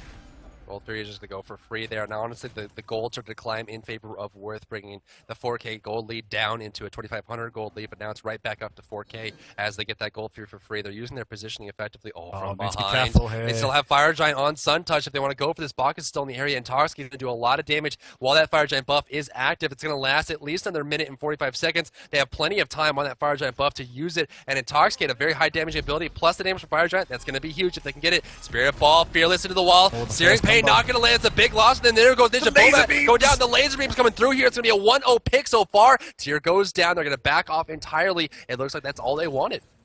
They got a pick back out immediately on that one. On the same time, Sun Touch split, pushing the left-hand lane, trying to get himself a little bit of extra gold, help him get ahead as well wherever possible. And so Shaggy Shank going to have to rotate over there. So they got a pick and backed out. Now, that was the difference between Cloud9 and Worth game last game. Worth dived past that first tower when the opportunity was there and actually nearly cost them the game in some respects, or at least put Cloud9 back in it. Whereas Cloud9 this game, having the experience to just be like, okay, we've got a kill, we'll just back out again, trying to abuse it but not going over the top and possibly causing themselves issues. Of course, the standard pickup from Sayo is going to be that Ratatouille. He likes rushing in immediately. It's going to help him. So much damage. Looking for it. There's the Sacred Monkey. Carino. Tidal Surge. Fearless. Knockup. Sun Touch has an ultimate to force him away, but good reaction from Bobat with the save. Oh, the snipe! Variety gets the snipe, and Sun Touch goes down. Big pickup. Really big pickup. There's Variety coming back in. This is an okay, fine. I've not done great against Anubis this lane, but have that laser to your face, and he took one himself. So beautiful play. Sun Touch goes down. Really nice snipe, especially there was absolutely no vision there for that as well. I don't believe would have been in vision range at all from that ward that you can see at the far back of that right side. So it was just all premeditated and hope for the best. And it was a great Searing Pain pickup. 9-4 now in favor of Cloud9, and the Fire Giant buff will be available again, but I don't think they'll get it for free this time, Drybear. Damage in the mid lane, looking for it. Ultimate's available from Isis, but not going to use it for the kill there. Actually, could have got a kill pretty easily. I don't think he expected to do as much damage as he did with that rod and penetration from the boots. Guan Yu, of course, has no magical protection, only steel mail for physical at that point, so a lot of damage coming through there. We see Poseidon and Rod grouping up here. Spiritfall not going to land. Going to get a field goal shot in between them as they back right into the mid camp here, or mid area. Looks like Spirit of the Magus is done by NQ. He is currently sitting on 1,700 gold in hand, so going to start picking up another item. The snipe, honestly, is probably the biggest thing we've seen that's going to help them. If they keep doing plays like that, we can easily pick it up. Look at it on screen. You can see the good save here as Bobat tries to go in, saves away, Sun Touch gets away, but here comes the blame, and boop, later, and goes right back to his lane. And if they keep doing things like that and capitalizing on misplays, that is how Worth gets back into this game. Yep, lit him up nicely there. So Worth have got to keep, like you said, keep making those plays over and over again. Make sure they don't give away any more Fire Giants. That's definitely top of the shop for them. And you can already see the wall coverage around that Fire Giant this time saying, okay, we won't get caught out there again. So have a quick look at the Hunters between this at the moment as well. We can see the Shaggy Shank highest gold on his team, 8,600. Meanwhile, engaged in the in the solo lane right now. Ninja Bobat having to run for his life. Fear No Evil was used. The Searing Pain comes out, does miss though, unfortunately. So Sun Touch gonna survive for the time being. Half double in trouble. Whirlpool on the ground looking for the kill here. Tidal Stream, there's the volley. Half double going down. Worth gets another pick there. Oh, do they have a follow-up? Axe going to come out. They're going to go for the blue buff from the backside, but this is what I'm talking about, ladies and gentlemen. Worth is just finding the picks they need, getting those laters coming out, and if they keep doing this, they'll start to clear that gap. But again, it's still 5,000 gold. Oh, Sayo in trouble here, surrounded. This by himself. This could be another later coming out here. No. Later coming through. Can they get the shot? There it is. And Worth is now picking up the pace. Yeah, they really are. And Sun Touch is in trouble now. He's going to have to leap away from Ninja Bobat's. The Gold Fury's not up, unfortunately. Otherwise, they would love to rotate onto that one. But Cloud9 are just getting themselves caught out of position a couple of times here. Over and over again. Like a couple of picks. Very, very quick succession. And Worth are responding really well. They're actually showing why they deserve to be in the final. Not just because of first game or the fact they beat TSM, but because of the play so far. And as this game goes on, you said it earlier, Drybear, NQ is starting to have a few issues. Anubis in the mid lane. Anubis is kind of the driving force for them right now. And you know, one of the reasons why they're so far ahead is going to be the gap between Variety and Anubis. 2,000 gold separates Anubis and Ra right now. And 4,300 gold, actually half the gold difference that C9 has now just comes from Anubis and his lane. And so it skews the situation more than you'd realize. I mean, it seems like C9 is really far ahead, but it all is residing in Anubis. And if Anubis is not effective in these upcoming team fights, it's almost like Worth is fighting on equal ground. And if C9 keeps giving these picks to Worth, it's not going to end well. No, it's not. And that's what we need to see from Worth in this situation right here.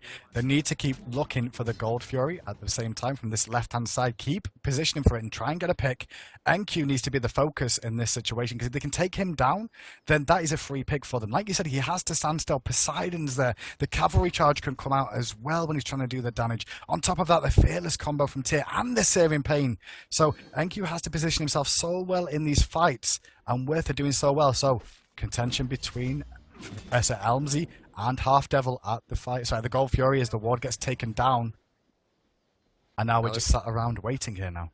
Gold Fury is available if they want to go for it. Fire Giant is available if they want to go for it, and they might even be going for it soon. C9 may not be as bold as they were before. They're going to rush the Fire Giant now, especially given the difference that's there right now. Anubis is on his way over to the right side. Towers are down. In fact, they have a 1-tower lead on C9. That's under 500 gold. Gold in Fury between the Gold Fury started up here, going to get very low. There goes the Hog. A free Gold Fury still. Again, it's these small micro situations where C9 is just not paying attention. They need to be able to get into the position. They need to be able to react to what's going on. But 5,000 gold in favor of C9, now 3,100, now dropping lower and lower because C9 is just not paying attention.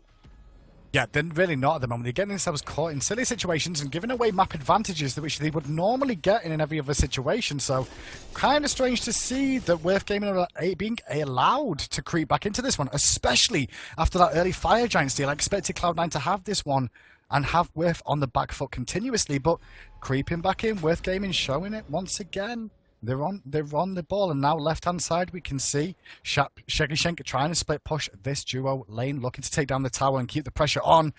So Youngbay's going to have to rotate immediately back over here. We see left side. Who's going to head on home here. Shaggy Shank not willing to risk his life for that situation now. And now we're going to be running forward here. Right side, Ra is holding on to what he has left. But we're in that kind of lull, that calm before the storm, before anything big happens. The next contestation is going to be the Fire Giant. Yeah, definitely going to be the Fire Giant for this one. I mean, you could already see that from Worth. They're already positioned on the right-hand side, but Cloud9 have decided they want to try and push down this left-hand side here and try and put some pressure onto this duo lane. So, what's going to happen? Well, they're starting it right now. Worth Gaming is starting the Fire Giant. It's been pinged immediately. They know this is going on. The ward is there to give away vision. They needed the sentry if they want to try and make a play like that, just to make sure that they don't know what's going on. But now they know it's warded. What will happen? Left-hand side, Youngbay still pushing away in that lane, looking to take down the tower. Full minion wave there. Shaggy Shank needs to rotate over, but Suntouch is hanging there. He's waiting around and making sure Shaggy Shank can't contest. Left-hand tower goes in favor of Cloud9. Meanwhile, though, at the Gold Fury area, Suntouch gets aggressed upon the Fearless, misses, and now Ninja Bobats might be in a bit of trouble. The Fear No Evil comes out. The focus is definitely onto him as Half Devil is there to support. Lawbringer away. Variety gets some nice damage off onto Suntouch in the backside, and now Half Devil trying to beat the frontline tank that he is with that big old belly, getting in the way to absorb big old those belly. shots.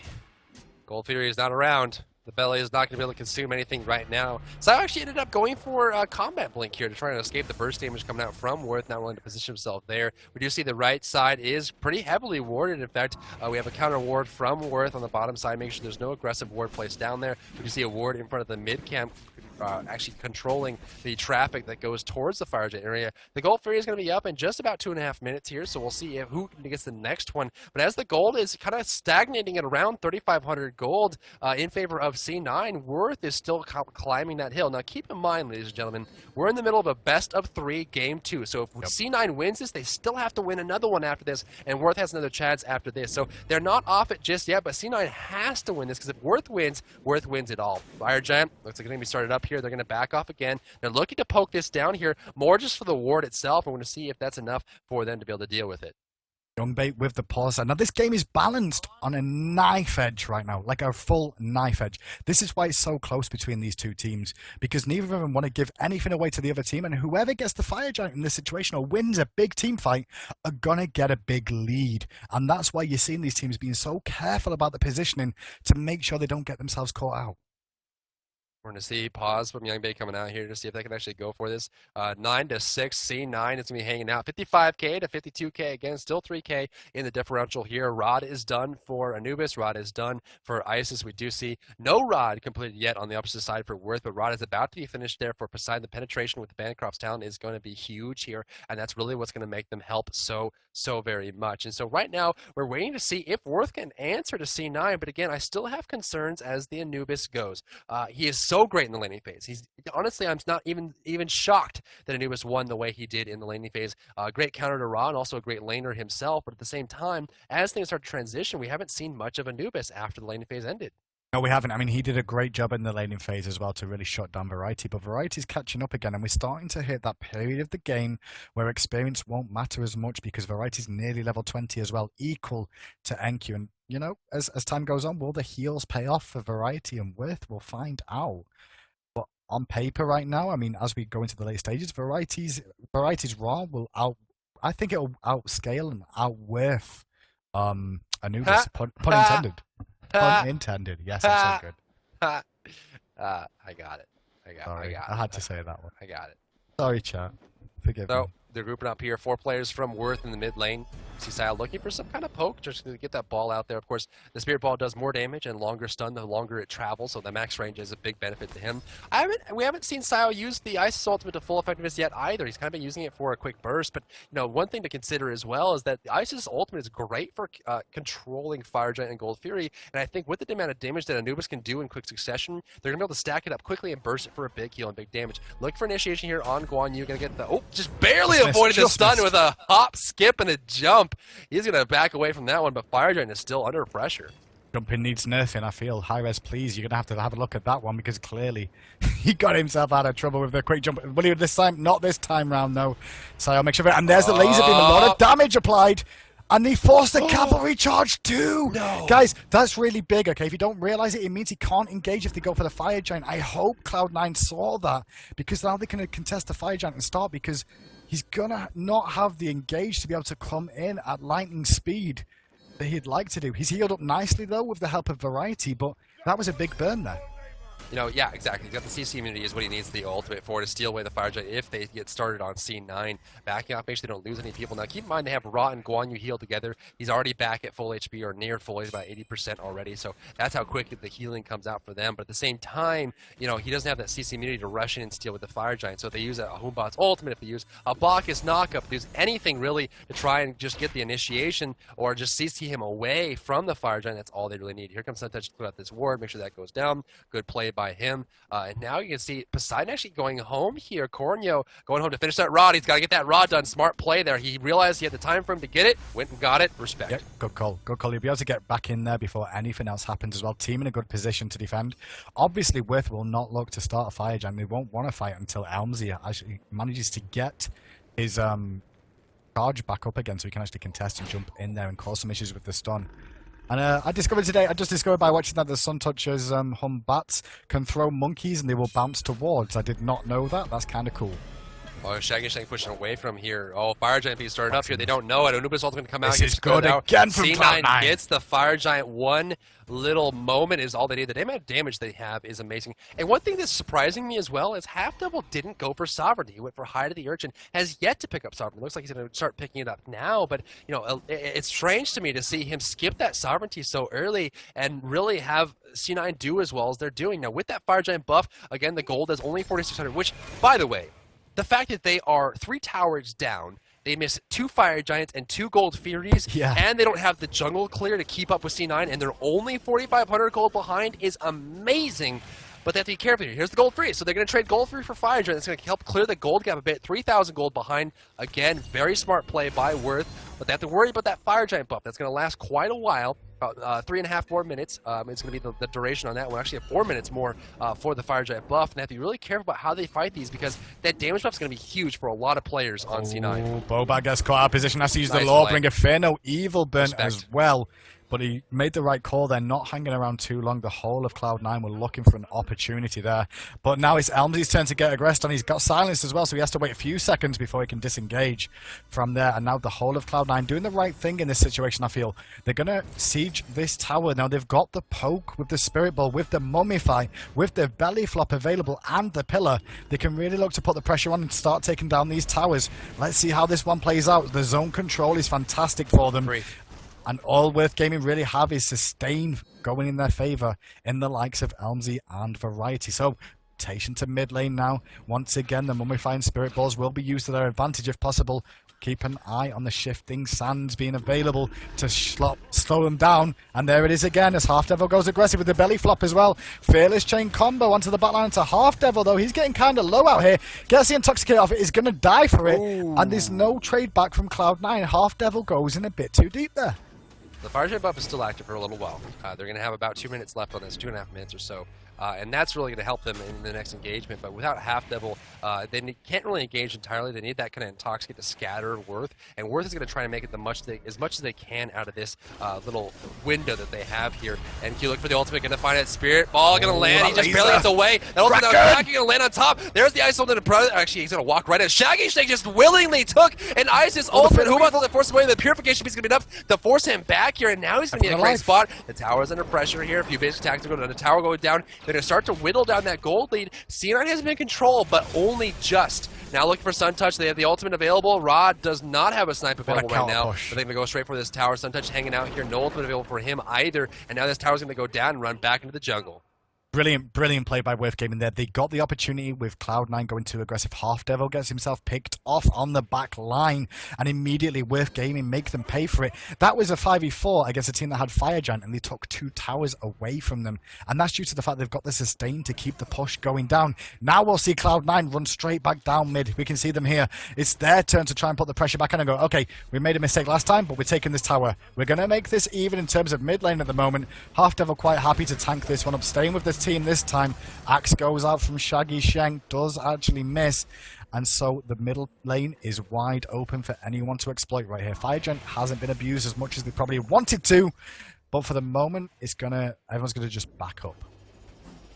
There's a pick on the jungle here. The Fire Giant is down, but we'll be responding shortly. And honestly, this is going to be the next thing. If C9 can get this Fire Giant, they can push it in, but they need to be careful about how it happens. And obviously, forcing that the Guan Yu ultimate, the cavalry charge prior to the Fire Giant start was a big thing for C9, but it seems like they haven't completely shut out Worth entirely. And again, I have to add in the context. You have to make sure that you know this is a best of 3, game 2 right now. If C9 wins this, they go into game 3 automatically, and C9 has another opportunity to jump back into the ring and take their win. Even the fact that they went into the grand finals and TSM didn't means that they have a better chance of getting seeding points up to the top charts. Worth is definitely in a great spot to be able to start climbing that and getting a slot for themselves and even an invitation to the LAN that's coming up shortly. So, I mean, that's a big thing for them. And now at this point, we see a lot of vision on the map. In fact, more vision for Worth than there is for C9 just because they have the control of the response. I mean, C9 went home. We see a lot of words being picked up. Look at the inventory for C9 right now.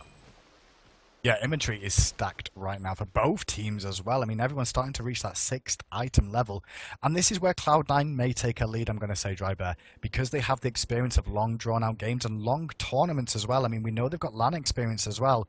And I'm used to dealing with this pressure. I hope C9 can use that to their advantage in this game and start looking to take this one in their stride. But Worth Gaming, though, you know, Worth are quite happy to contest with the big boys here. They are a top contender. Fire Giant has spawned up, and we'll see the fight, or the positional fight, begin between these two teams. Suntouch needs to be careful, though. He's caught out away from his team, and he has to jump away immediately as that Whirlpool does get dropped down.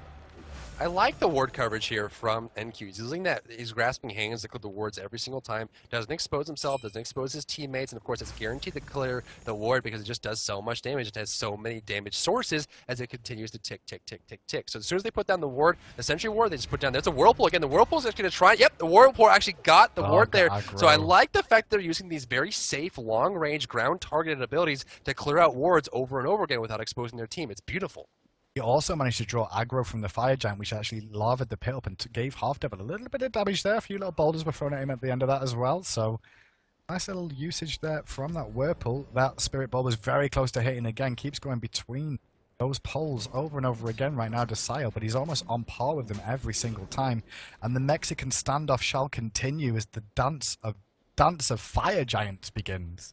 It's the new book in the series of Game of Thrones, the Dance of Fire Giants. I want to say Fire Dragons, but it's not right. So Fire Giants. The Lord of Light is actually the Fire Giant, ladies and gentlemen. It's been spoiled here. You heard it here first. Oh, no, I didn't mean to give that away. That's so bad. 32.5 minutes into the game. You can see it's all culminating to this. This could be the end of the game, or it could be the continuation of it, depending on how things go here. Spirit Ball from the wall, just trying to get lucky on the edge there. Not going to be able to find anything at all. Now running for this, we see the Fire Giant area all grouping up. Shaggy Shank playing very safe here. I love his positioning. He's completely out of the fight, far removed. Look for the rotation. He's going to find Sile here. He's going to catch Sile. 1, 2, needs a crit. Forces the blink. Beautiful play by Shaggy Shank here, forcing it away, now looking for it. Oh, look at this. There's a crit on Sun Touch, forcing him away. As far as ultimates available, everything is on the table right now. Combat Blink for Isis is down, though. Yeah, and the aggression is onto Half Devil here. The backline cavalry charge coming out. The NQ is the focus target. Has to blink over a wall. Great choice from him.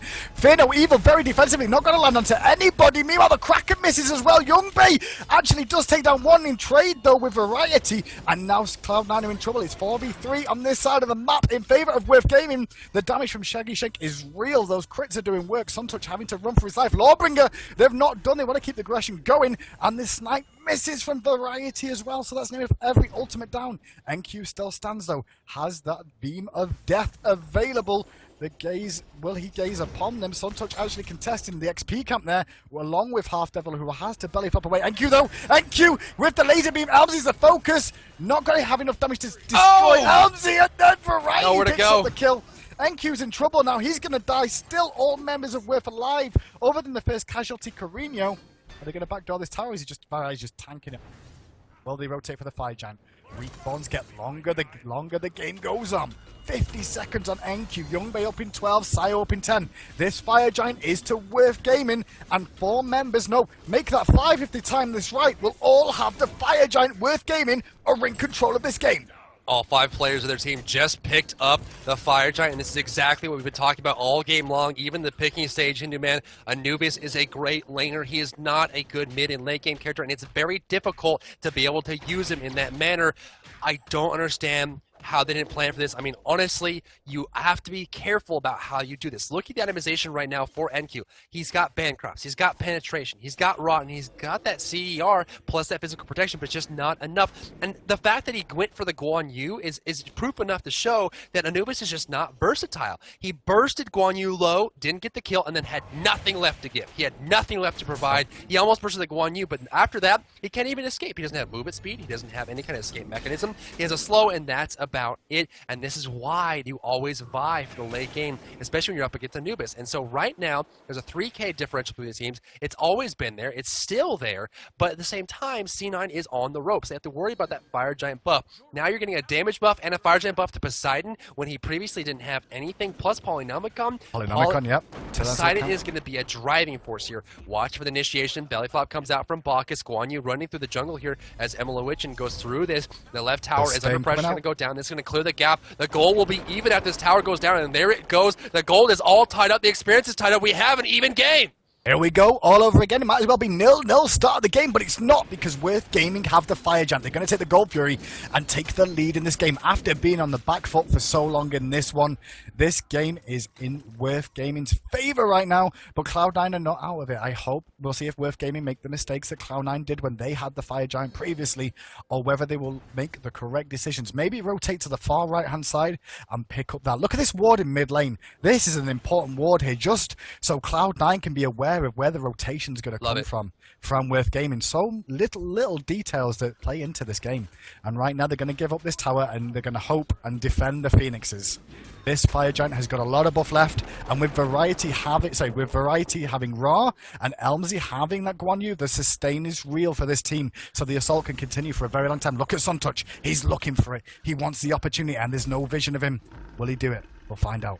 feel the C9 pressure right now. This is it.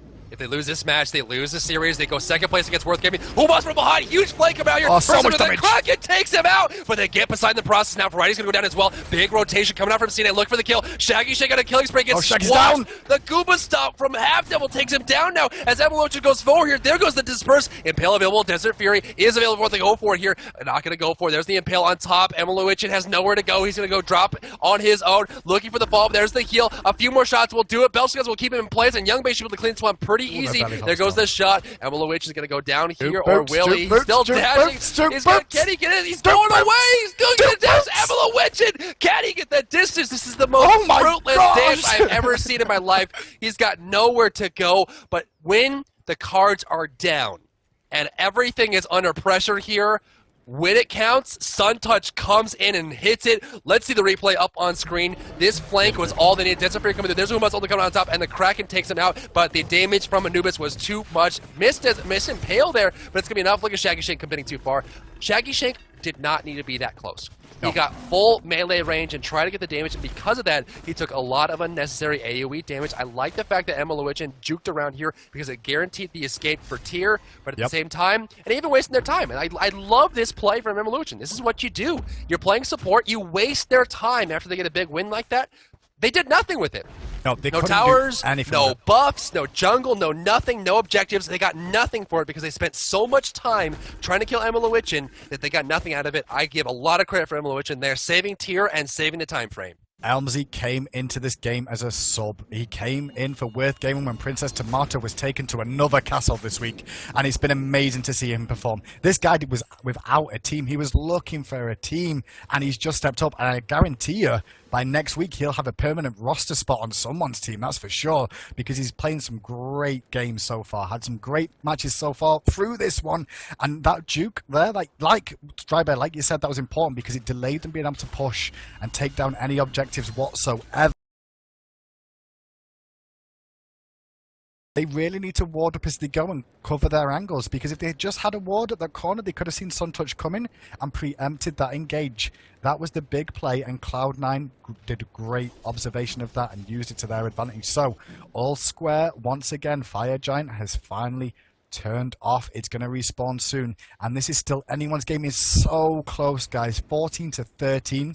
Gold is like a minion wave and a half difference, and experience, well, it pretty much means nothing right now because everyone's all square. Elmsy and Half Devil are the only two at level 17, everybody else at level 20, and the team that makes the biggest mistake is going to be the one that loses this. That's the, obviously, but it's like one team fight goes badly, you could end the game here because the respawn times are real right now. 50 odd seconds on a respawn, and we already see a beads being burnt on Shaggy Shank due to the Spirit Ball and Shifting Sands combination. That could be influential in this coming team fight and fight over the Fire Giant. What are we going to see? Oh, Guan Yu on the front side. We see Bacchus Half Devil. The vision is in favor of Worth right now. No sentry wards available, or they are available. They're just not being placed down. Looking for an easy time to grab it up. And Q in the backside. Keep all your eyes on Anubis. How he spreads his damage here is going to be key for them winning this fight. If he misses too many shots or doesn't put him in the right spot, it's going to be difficult. From the left side, we see Isis flanking over. Big crits from Shaggy Shank. Force him away. Half Devil coming through. There's the Impale on top. Sunnetch is there. Has the ultimate available. You're going to use it actually defensively. Guan Yu goes in. Counters off on top of this. There's Anubis coming to damage. Kraken coming out. Can be completely wasted. NQ's quite low. Jumping away. Emilito. Can he get this? Emily Witching on top of it. NQ gets the Spirit Ball! Shaggy Snake goes down on the backside. Now we see Suntouch coming back into the fight. Can he get the damage he needs? Now Bobat on top of Isis gets the knock. Needs the heal. Needs the distance. Doesn't have it. Double kill for Sayo. Variety goes down. Young Bay hitting those basic attacks. And somehow, someway, C9 has won the fight. Evolution going home here. They won't do the Fire Giant. They won't do the Fire Giant because Elmsy is still alive, right? So what you'll see is the whole of Cloud9 will push down mid and take the Phoenix. It's the safer option with the support still being available. With that Hog 3, there's always the risk. So this is a good call from them. NQ going to lifesteal off this minion wave. Elmsy needs to be careful about getting caught out of position here because if he drops down, that's a Fire Giant or the game end as well. Respawns very long time, 20 odd seconds. They're going to go for the win here. Cloud9, there's the laser beam of death. Goobis. C9, they take the match out of Worth's hands and bring it right back from the grave. Woo. C9 had the lead. They had to start. In fact, they were in the gold lead for 30 minutes straight. And Worth finally turned it around for a brief period, and C9 got the victory they needed in front of the Fire Giant. They pushed it towards the end, and that's exactly what they needed. What a close match, ladies and gentlemen. Really regardless close of who you're voting for, whether you're a Worth fan or you're a C9 fan, regardless, you got to be excited about Game 3. Game 1 was Worth's shutout. They conquered C9, and C9 says, you know what? Let's study this for a second. Let's pick off Hoombots. Let's shut down Bobats. Bobats was not a factor in this game. He was so far behind. In fact, he was the least farmed in the game on tier. Tier of all people. So taking Hoombots away was a big deal. Hoombots, played by Suntouch, wasn't as influential as well, but at the same time, it was a big, big difference for them to not have Hoombots on Ninja Bobats at the same time. They also shut down the Soul Lane. And that seemed to be the driving force for the early game for Worth. Stop the solo lane, stop the jungle, and then it doesn't propagate to mid, it doesn't propagate to hunter, it doesn't propagate to the support role, and all of a sudden you have control of the mid game. That's exactly what they needed. Even with Anubis, which honestly, I don't know why they picked him in the first place. That's a lie. I know why they picked him. Yeah. I just don't know why they would want to play him at the same time. But definitely worked out for them in the end, and I got to give credit to C9 for this play, but I'm excited for this next match. Yeah, I mean, it just shows the variation. I'd love to see the stats on what gods we've seen played in finals, because just in finals alone, we've seen a lot of rotation in gods, and it's not just the same picks. I mean, we see quite a lot of the same bands, but pick-wise, we see things like Anubis, see things like HyperX coming out. It's so good to see the variations, and that's why Smite's so good, guys. Like, almost everything is playable, except Arachne, but everything's almost playable. It's great. We're going to be right back, though, I believe, with the next round as soon as these guys are queued up and good to go, and we'll be going again for Game 3. Why you gotta say the A word? Welcome back, everybody. The exciting finish of today's grand final. C9 versus Worth is right here, right now. Get ready for the banning phase. Now, the question is, does Worth put a lot of effort into getting Hoombots? We know. I don't know. We know Bobat can play Thor. We know Bobat can play Hoombots. We know Hoombots can't play tier that well. I mean, will Cloud9 not first pick Hoombots if they leave it on the table? Cloud9 are first pick in this one. Worth Gaming got to choose whether to go first or second. They've chosen to receive 2 picks. So, will Cloud9 leave Hoombots on the table? That's the question, because Worth Gaming were willing to do that, Drive-Bear, because they left... There's the Thor! Oh, God, I knew it! I knew it! We knew it! So they're going to go ahead, they're going to ban Thor, and they're going to first pick Hoombots. And now they're shutting down the jungle. This is exactly what I was expecting.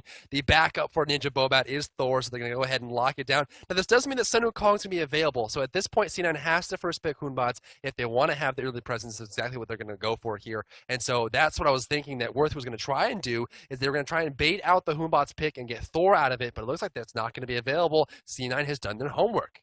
They have done their homework, and they're learning from the mistakes they made in the first game, and the ones that TSM had issues with, is going to be banned out by Worth Gaming. So they're going to leave Hoombots up and say, right, do you want Sun Wukong, or do you want Hoombots? And immediately, Cloud9 insta-lock Hoombots. Easily.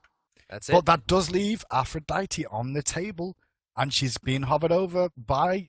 for Variety again, and we saw last time Variety against TSM did so much work, and that's why that Aphrodite's been banned away from Variety constantly, because his Aphrodite plays really, really strong.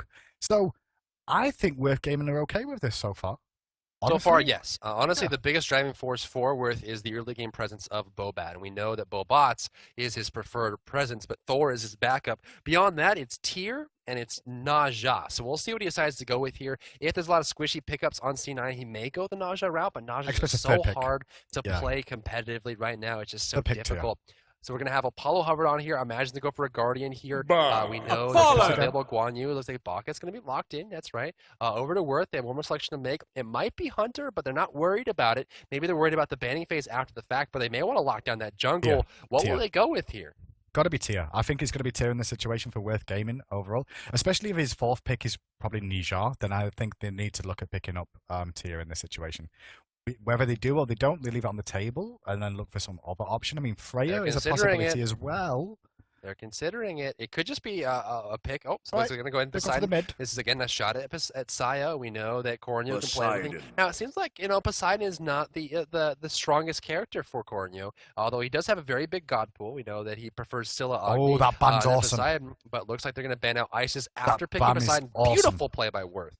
really their homework good as well. Yeah, they do, and they know Sayo is a danger on that, and that's his go-to god whenever he's facing a Poseidon. So taking that away, Cloud9 Sayo's going to have to sit there and reconsider his options about what he wants to do in this lane matchup, because he's going to have to go in against him and Scylla band away, Isis band away, and there's an Artemis band, so a bit of respect being shown over there. And, you know, to Shaggy Shank again, last week's MVP this week is definitely still up for grabs, but we've seen some crazy stuff so far, Drybear. We really have, and I like the back and forth play between these two teams. They're definitely counterpicking each other left and right. So Wukong and Afro and Poseidon, I mean, you look at that lineup, that's just so strong. I mean, these are the top tier picks in the entire meta right now forward. You know, like to select those here, but again, it also comes down to personal play. What will they pick for Hunter instead? I mean, imagine Artemis, but Artemis is banned out. They're going to go AMC here. Now, keep in mind, they'll have the Afro protection. They're not too worried about the rotation. I mean, Bacchus, Moonbots, Apollo, not the biggest deal. And, of course, Poseidon, Isis, these big single-target, slow-moving punishers are not going to be in the field. And so AMC is actually not a bad pick, considering the protection they'll have from Sun Wukong and Aphrodite. Across the way, it seems like Sayo's just going to go for Zeus while he's still a thing. And last pick for C9, is it going to be? No. It's dog time. No, I don't. No. I'm not even agreeing. It's not going to happen. Much wow. No. This ain't wow. See. No, this isn't going to happen. Thank you.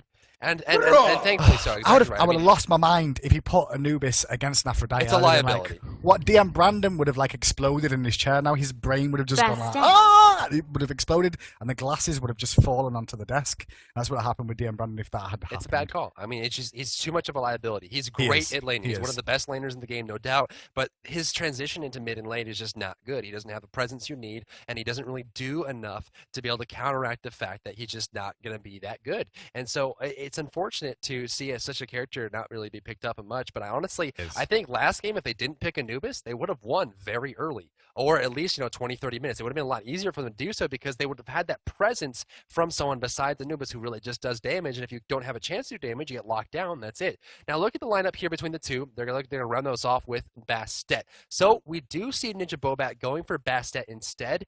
We know he likes Thor. We know he likes Hoombots, but he's going to pick up the strongest jungler in the game right now prior to the patch, Bastet, and so we'll see what he can do with that. Hoombot's still on C9, Suntouch did a fantastic job with that before, but you look at the lineup here for C9, it's not as versatile as Worth. I mean, you have Zeus, damage dealer, Ra, slow-moving damage dealer, you have Apollo, split pusher, and Hoombot's coming through. C9's lineup oozes synergy, and if they don't get a good team fight together, they may not get a good team fight at all. Right. Whereas Worth is very mobile. They're very versatile. You have Aphrodite for protection, Bastet with the poke, Poseidon can get the follow-ups, and Wukong's in their face, and AMC for the damage with great protection. Yep. I honestly like Worth's lineup a lot better than C9's. I do. I mean, one thing I want to point out as well is when you look at these two team compositions, look at Zeus and look at Bastet and look at where they were picked, Drybear. These guys were top tier, top ban less than a few weeks ago. And all of a sudden, they've just fallen out of being banned and fallen out of being picked. And now they're the bottom of it. And this is the thing with Smite, is that there's so many gods and the variations and the skill and the game changes so much, so quickly. It's so great to see. So this is the final now. Cloud9 versus Worth. It all comes down to this game. Who are you guys rooting for? Hashtag SWC. Get it in at the bottom. We want to see who you guys think are going to win. Spam the chat with it. Spam your Cloud9. Spam your Worths and show your support for your teams going into this final game. And we will be right back once the game's loaded up for you with Cloud9 versus Worth Gaming. Oh, yeah.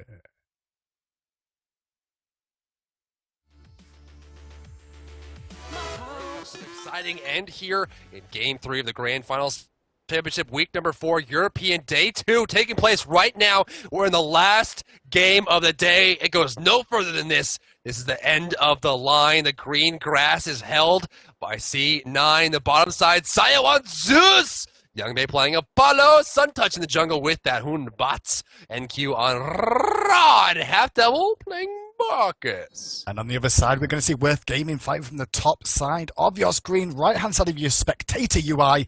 First of all, we're going to see Sun Wukong, played by Elmsy, which me and Drybear keep messing around with his name quite a bit. I'm just going to call him Super Sub for the whole of this game, because that is exactly what he's been in this situation. Shaggy Shank playing the Amuse and Carb Cthulhu skin, and then we're also going to see in the mid lane Poseidon, played by Carino. Ninja Boba is on Bastet in the jungle, and finally Variety is on Aphrodite. Will we see the same play out of Worth Gaming again, though, in this situation? Will they look for the early invade, you reckon? Ah, I see. Variety is playing Aphrodite. Primes. So, 0 seconds have been crossed. We are now moving forward in time. Worth versus C9 is taking place right now. We see a big aggression coming out from C9. Looking for the follow-up. Variety is going to spot it out, or is he? They're going to back off entirely. Now looking for the movement speed buff. Could they rotate and recover from this one? Honestly, they could let this happen and come back around and steal the mid camp. Looks like he might be on that. Yeah, that's exactly what they're doing. What a play. Bobat steals that away on the right side, now going right back. Now they're going to lose the movement speed buff. That's pretty big, but that also leaves them open to be able to come back and steal the damage buff when they do it later. They're taking the blue as well. Cloud9 are going really aggressive, looking for both of these jungle buffs at the same time. Can they get in there and steal it away? Will the Hawk come out in time? Who does that go to? It goes over to NQ, but he takes a lot of bleed damage. The heals come out in time, though, and the aggression onto Bobat is going to force him back for the time being. And Cloud9 have Worth's game on this in this duo, sorry, in the solo lane and jungler combination, putting it to them early game. And Suntouch is going to have a big lead in this one. Oh, looking for that pounce initiation. Humbot's looking for the overhand smash. Going to hit just Variety there, but Variety's going to get that link at level 2 and start healing up Ninja Bobat very, very quickly. But Ra already has that on top of him for the wave as well. The sort of blessing taking place. It's going to be very effective so far. So we have a strong, very aggressive jungler with a very supportive mage in the solo lane working to slow this down. Looks like the blue buff was stolen away. Now they're going to go back and do their own blue buff, and I think it's a good point for Bobat and Variety to get involved, but Bobat is just so low on HP. Yeah, if they try and contest this, it's going to cause them issues. Pushing them to tower was the biggest thing for Cloud9 there. Allowing them to be able to open themselves up to go back and take these buffs. Suntouch is going to have such a big lead in the jungle over Ninja Bobat, and you're going to see that he's going to try to absorb as much experience as possible in the lane. Actually going to rotate out now just to try and keep up with the fact that Suntouch is going to be one buff ahead. Meanwhile, we can see Worth Gaming looking for opportunities on the speed buff side to try and help out their jungler in terms of experience. And now Half Devil's caught out, will have the belly flop available, or will he? Because that stun was big. Ooh, that was so close from him. See, that's hard. That's a hard decision to make on the side of Sun Wukong. Now, he's thinking, okay, so if I rush the Magic Cudgel fast enough, I can kill Bacchus before he jumps. But if I wait, I can kill Bacchus when he jumps. But it's a little less, I mean, either way, it's a risk, right? Because if you do it in the animation of the jump, you do nothing. If you do it and you don't hit him after he turns when he lands, you do nothing. And so he kind of rushed it there to see if he can get the damage before Bacchus jumped. But at the same time, he had the opportunity on the other side. So it's hard to make that decision. He went with it, didn't work out. But Emma Lewichin is going on top of that. Look at that movement speed, but was picked up by Sun Wukong. No third charge for Zeus. He could have gotten the last stun of Zeus's history in tournament play after this. Of course, he would be moving to a movement speed slow after this next patch. But, you know, it's a good play by them, controlling that movement speed buff. They lost their blue buff, and they lost their movement speed buff on the right side of the map, and it was good enough for them to be able to kind of react to it. But they've tied it up on gold with that as well. They've actually gone in favor of gold right now. Sorry, that's C9 in favor of gold, but they just tied it up nicely. We can see Ninja Bobat going aggressive mid lane. Wasn't aware Suntouch was there, I don't think. Just looking to poke in. Meanwhile, though, experience is actually in favor of Worth Gaming right here, which I did not expect to see. Yeah, that's right. Going to lead up a little bit here in the goal. The experience seems to be slightly, you know, it's slightly there, and so it's pretty much even. Honestly, nothing really has changed enough for it to be swinging in one direction or the other, but I love the vision control from Worth to start out here. Whirlpool is available for Corn, and actually the ultimate is available as well. There goes the Magic Cudgel to push him all the way home. He's the sheep herder here, and he's going to push him back towards their own tier 1 tower. Left lane is going pretty well for both teams, actually. Shaggy Shank is currently sitting at 2,600 gold across the way. Young Bay's at 2,600 himself, so tied up on that end. It seems like everything is as it should for the start of the match. We're waiting to see if there's going to be a big breakout. No first blood just yet. Who are you calling? Who am I calling? Who do I reckon is going to win? I'm not calling anyone this game. For first blood. Oh, for first blood? I can't call that either. I'm so confused by how these games have gone and how close these two teams are fighting. I want to say Ninja Bobat's going to make a play on one of the lanes, but if he's going to keep looking at NQ's been the biggest staple for me on Cloud9 this tournament so far. NQ's played the best for me for Cloud9. That's for me. So trying to focus on him is probably going to be quite difficult today, especially when he's on that Raw. Well, he plays Ra very, very well, obviously. Anubis is not a character that he's been, has a history of playing, nor is it a character that has a history of being played in competitive at all. In fact, not even worth picking in a lot of situations. But, at this point, you can see him playing Ra, which is a lot more comfortable. He knows Ra. He plays Ra. He's been with Ra for a very long time. So this is a comfortable situation for him to be in. Now, Ra versus Aphrodite is a slow matchup. It doesn't really result in kills very often, as both characters are very durable and very safe, while also being highly effective at pushing. And so at this point, we don't really see too much from there. It's going to be a farm lane, but you may see a situation where the jungle rotates over and the tower goes down, and all of a sudden they start to join the fights early. But I suspect this lane's going to be pretty slow. I think that the first blood's probably going to be in the mid lane if they can catch out Zeus or Poseidon pretty quickly. Yeah, I guess overall, I mean, especially with the amount of burst damage that can go out from Poseidon or Zeus in a situation. So whichever jungler looks for the aggression at the right sort of time will possibly pick that one up. But it's yet to be seen. 5 minutes in, no first blood, and everything is balanced on a knife edge. All teams are aware of what's going on. Ninja Boba still looking for NQ on this side, but that ward is going to give him away every time. And NQ's doing the right thing of actually pushing out just far enough to make them feel comfortable. We're going to see him group it up here. Bastet looking to jump into the enemy jungle and steal away that damage buff that's on the ground right now. C9 is ready to... Oh, in mid lane, there's a solo kill! Exactly. That's exactly what I was expecting. A jungle rotation, and that's it. That was a solo kill. Bastet was there with the damage output, and all you have to do is catch a squishy mage like Poseidon or Zeus out. First blood, worth. Yeah, and Half Devil actually going to get caught out by Ninja Boba. Still has the cats available, not going to have to belly flop away. But that solo kill going in favor of Wirth. Carino is really showing himself as a mid lane contender as well. There's been a lot of talk of Shaggy Shank recently. But... Oh, stealing 2. Cornio steals away 2 Harpies in the backside away from Suntouch, getting some free gold and experience out of that one. The big one did go to Suntouch. That's the biggest contribution. But at the same time, he's showing presence in the jungle. And I love it, love it, love it. Yeah, it's really interesting to see the plays from Wirth Gaming coming out there in full control. No, not in full control, but they're showing early signs of aggression yet again. And last time they had a lead, they pretty much held it through Game 1. Game 2, however, it was Cloud9 that dominated for the most part, but then Wirth were leaking back into that one. Mid-Harpy's going to go across to Wirth here, it feels like. Yes, they will. Half Devil not going to consider contesting it, but the 3-man rotation from Wirth Gaming, they're looking for something. What are they looking for? It's going to be speed buff. Emils is already here in the area, waiting for it, but there's juices here on Sayo, as well as Suntouch coming in as well. It's going to go over to Wirth, but the engage is there. The Fear No Evil comes out. Elmsy's the focus target. Can he get on the cloud? No, he cannot. From above, the cloud's actually ringing. Lightning damage. Youngbei jumps down off his chariot. Not going to be able to pick up a kill there, but this is an opportunity for the Gold Fury with the support being down. Can Cloud9 make this one count? They're going to try to, obviously. The goal Big Kraken! Their big crack coming out. There's a big damage. AMC's in the fight now. Half going to go down as well. C9 is being pushed out of the fight. Here comes Simon. Does he have an ultimate available? Looks like he does not. Looking for some chain lightning damage coming out. Detonate's going to come through. Not going to be enough to finish off. The Cats and the Goldfree actually helped with that there. Now the Whirlpool back off. Damage out. Sprint gets used. Gets the distance. Detonate not enough mana to do it. Apollo's back in the left lane. Cannot catch up with that one. And now we have a good rotation. Wirth after the Gold Fury. 2,800 gold in the lead. Everybody grouped up from Cloud9 there at that Gold Fury. They knew Poseidon was on the enemy team and hung around. I don't understand how they let that sort of happen to themselves. I guess they felt safer than they actually were. Big Kraken helps them put some pressure on, gets them the Gold Fury, and some free tower damage mid lane.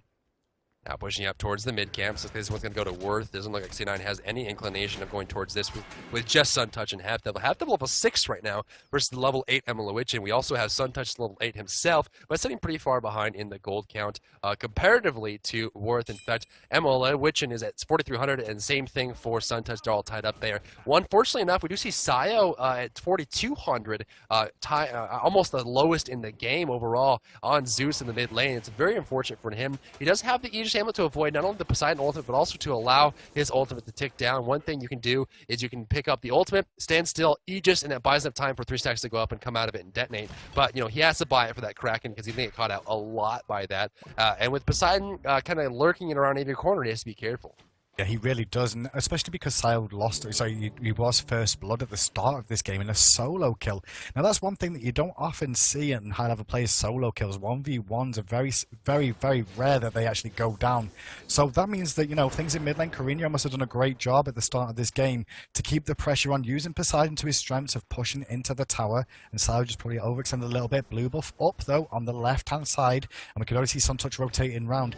Big shout out again. Ninja Bobat lost his speed camp camp, and he also lost his the blue buff at the start of this game. But he's ahead on experience of Suntouch, and he was before the Gold Fury as well. Before, you know, people think that, oh, that's because of the Gold Fury. He was already ahead, and it shows that he's making really good rotations on this. And Suntouch is a bit falling behind. He's going to get caught out of position, has to leap away. The bleed damage does great effect to him. He's going to have to back out of this one, look for the early recall as these mid harpies going to go over to Worth.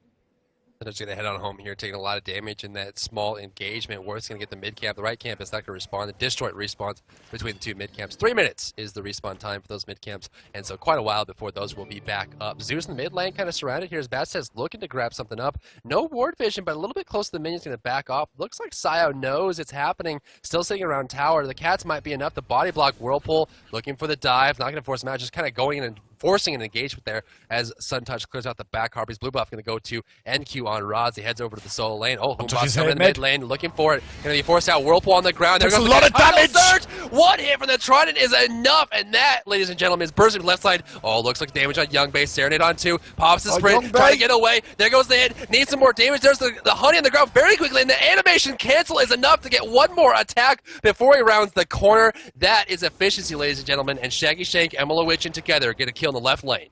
Shaggy Shank's showing his champion pool right now, going deep into it, picking up a Moose and Cobb for this one, and he seems to be working out for him in this lane, obviously using the Poison Stinger ultimate. The dive onto Half Devil is real here. The burp goes out, going to slow him down. The cats, though, are going to tank up the most part, and there's an easy pickup on Half Devil. There's nothing you can do as a support in that situation. Intoxicating Hope. That's the worst feeling in the world. Worth it doing what they on did a tower by now. yourself and have 5 people just come from behind and just sit on you. I don't think anyone in the world would enjoy that kind of situation, especially in tournament. And so now with Bacchus down, Goldfree responding shortly, they may have a chance to contest this. Zeus in the mid lane looking for some damage on top. Each time it gets popped, Jingle gets used there. Not a bit follow up, but here comes Poseidon. Boombot's ultimate, fear no evil, force him into the tower. Whirlpool to the ground, over smash doesn't have the distance and speed is all he needs there. If he chases, he's dead. Cat's coming through. He has the jump available. There goes the hit. Now going back towards his tower, and now they're going to rotate through. Right lane's getting pushed by NQ over and smash is going to be Ninja Bobat as he jumps right over that damage there, but looks like NQ still wants his tower. He may or may not get it while mid is contested. Yeah, and shout out again to Variety. This is why you don't give Variety Aphrodite, because he'll rotate early and not even worry too much about the solo lane and losing that tower, because he's making big influences on the map elsewhere, and that's what Aphrodite does. She loves to do that. Give the kiss to people, give them some mana regeneration as well as the healing. It's so nice. Kraken goes out, though, in the jungles. Juice nearly getting hit by that. Sayo surviving for the most part, but Kraken is down for the time being. We're going to see rotate damage being picked up by Suntouch here. It's going to help him a lot in the next fight. As you can see, he's quite behind in actual farm. He has a Heartseeker, but also has 2 deaths, so I imagine he's just about to get this restacked back up. Around 40 stacks left on that one. Now we do see him going for boots afterwards. Penetration is going to make a big difference for him, but he also doesn't have any active items. Suntouch has no purification bead, so he has to make this choice of, do I want this or do I not? Gold Fury area being contested here by Worth. They're going to get the wards on top. Good harassment going down on Apollo, forcing him to dash away, taking him out a third of his HP overall. Beautiful play. Now the vision is in favor of Worth. They have a Sentry Ward, they have a Standard Ward, they start the Gold Fury, now looking for a pick. Yeah, both teams going to look for a pick here. Everybody on the map here. Young Bay slightly off to the side, though. The engage comes out. The focus is on to Sayo in the background. Great fear, no evil from Suntouch, though. And that's going to do a lot of damage. Simulating Pain does miss, but the detonation does work, and Half Devil secures 1 kill. Young Bay finally turns up to the fight. Variety forced to use Undying Love to make sure him and Shaggy Shank can get out for the most part, but this fight is going in favor of Cloud9, and the detonate nearly picks up Variety on the back end of that. This should be a free Gold Fury. Right, very low there, but the heal might be enough. AMC can come from the flank. Sanu Kong is coming back in, but Poseidon has gone home here. All ultimates are down on both sides. Ninja Bobat never actually got the opportunity to activate his cat. Intoxicate does so much damage, and actually, the presence of Sanu Kong, Aphrodite, and AMC is enough to cause all 5 members of C9 to back off of the Gold Fury. They do not want to deal with it. Or, I'm sorry, 4 members. They don't want to deal with the pressure or even give the opportunity of giving gold to Worth here, considering the fact that they're already 3,600 gold behind, plus 6,100 experience. They want a clean Gold Fury. They don't want a dirty one. I agree, and that's why we polish it so much. You were talking about that. Yeah, I agree. Okay, I mean, in this situation, C9 picks up a free kill for themselves to an extent. Nothing else more comes of it. They did have opportunities to go for the Gold Fury, but like you said, it's a risky play. And the way these team fights have been going, if they've grouped up again like they did last time, then, you know, the amount of damage that can come out from Worth Gaming could have been an issue for them.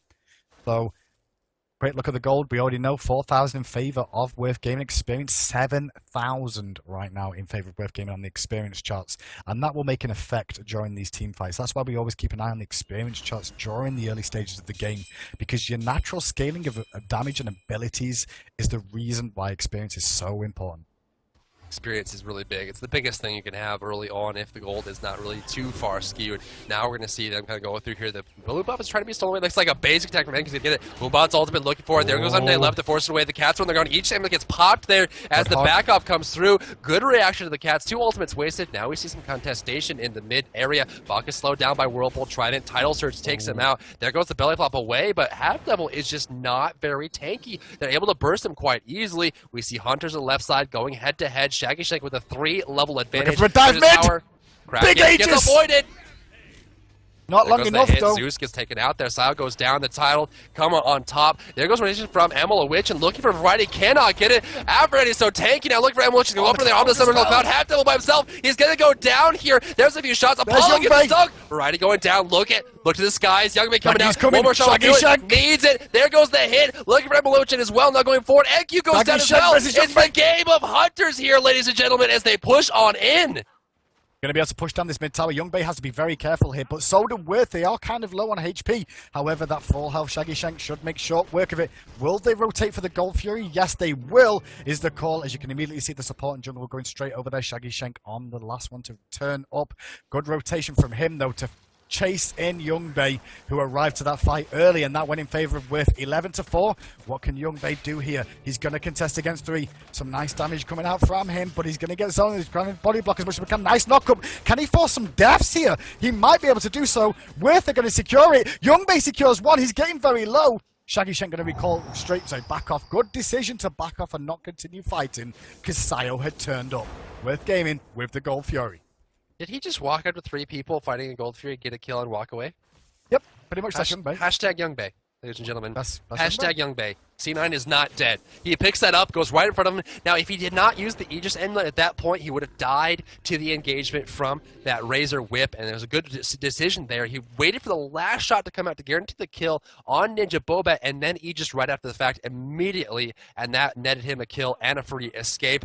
Very, very narrow escape, I might add. 3-1-0 on Youngmei right now, but you can see there's a big lack of assists on C9, and that's really what's hurting them more than anything else. Right now, Worth has a lot of assists on their team. That's because they're grouping up. They're grouping up enough to get the kills. Youngmei has 3 kills and no assists. He hasn't been part of a kill that he hasn't gotten himself, but at the same time, they have a lot of potential here.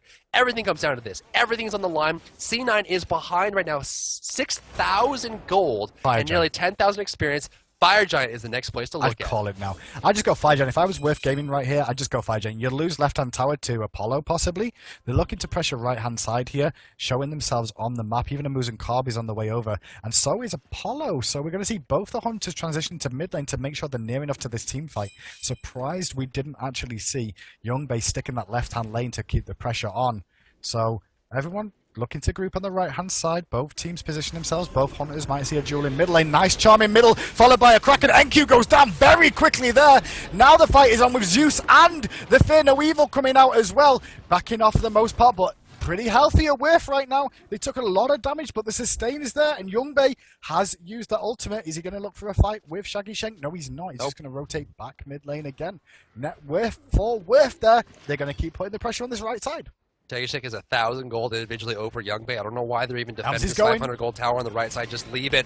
Half Devil, go home. Your curfew is up. He's going to get taken out here for free. Zeus now surrounded. There's the Honey. Has the Stinger available if he wants to use it here. Going to force him out of the fight, but I don't know why they're defending a 500 gold tower. It hurts my soul.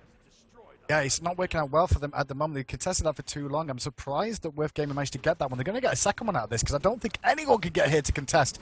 Maybe a Searing Pain can clear the minion wave and force them back. That's what I'm thinking from NQ's point of view. But nope, the tower's going to drop, and that was 2 free towers for nothing. Cloud9 didn't get anything out of this fight whatsoever.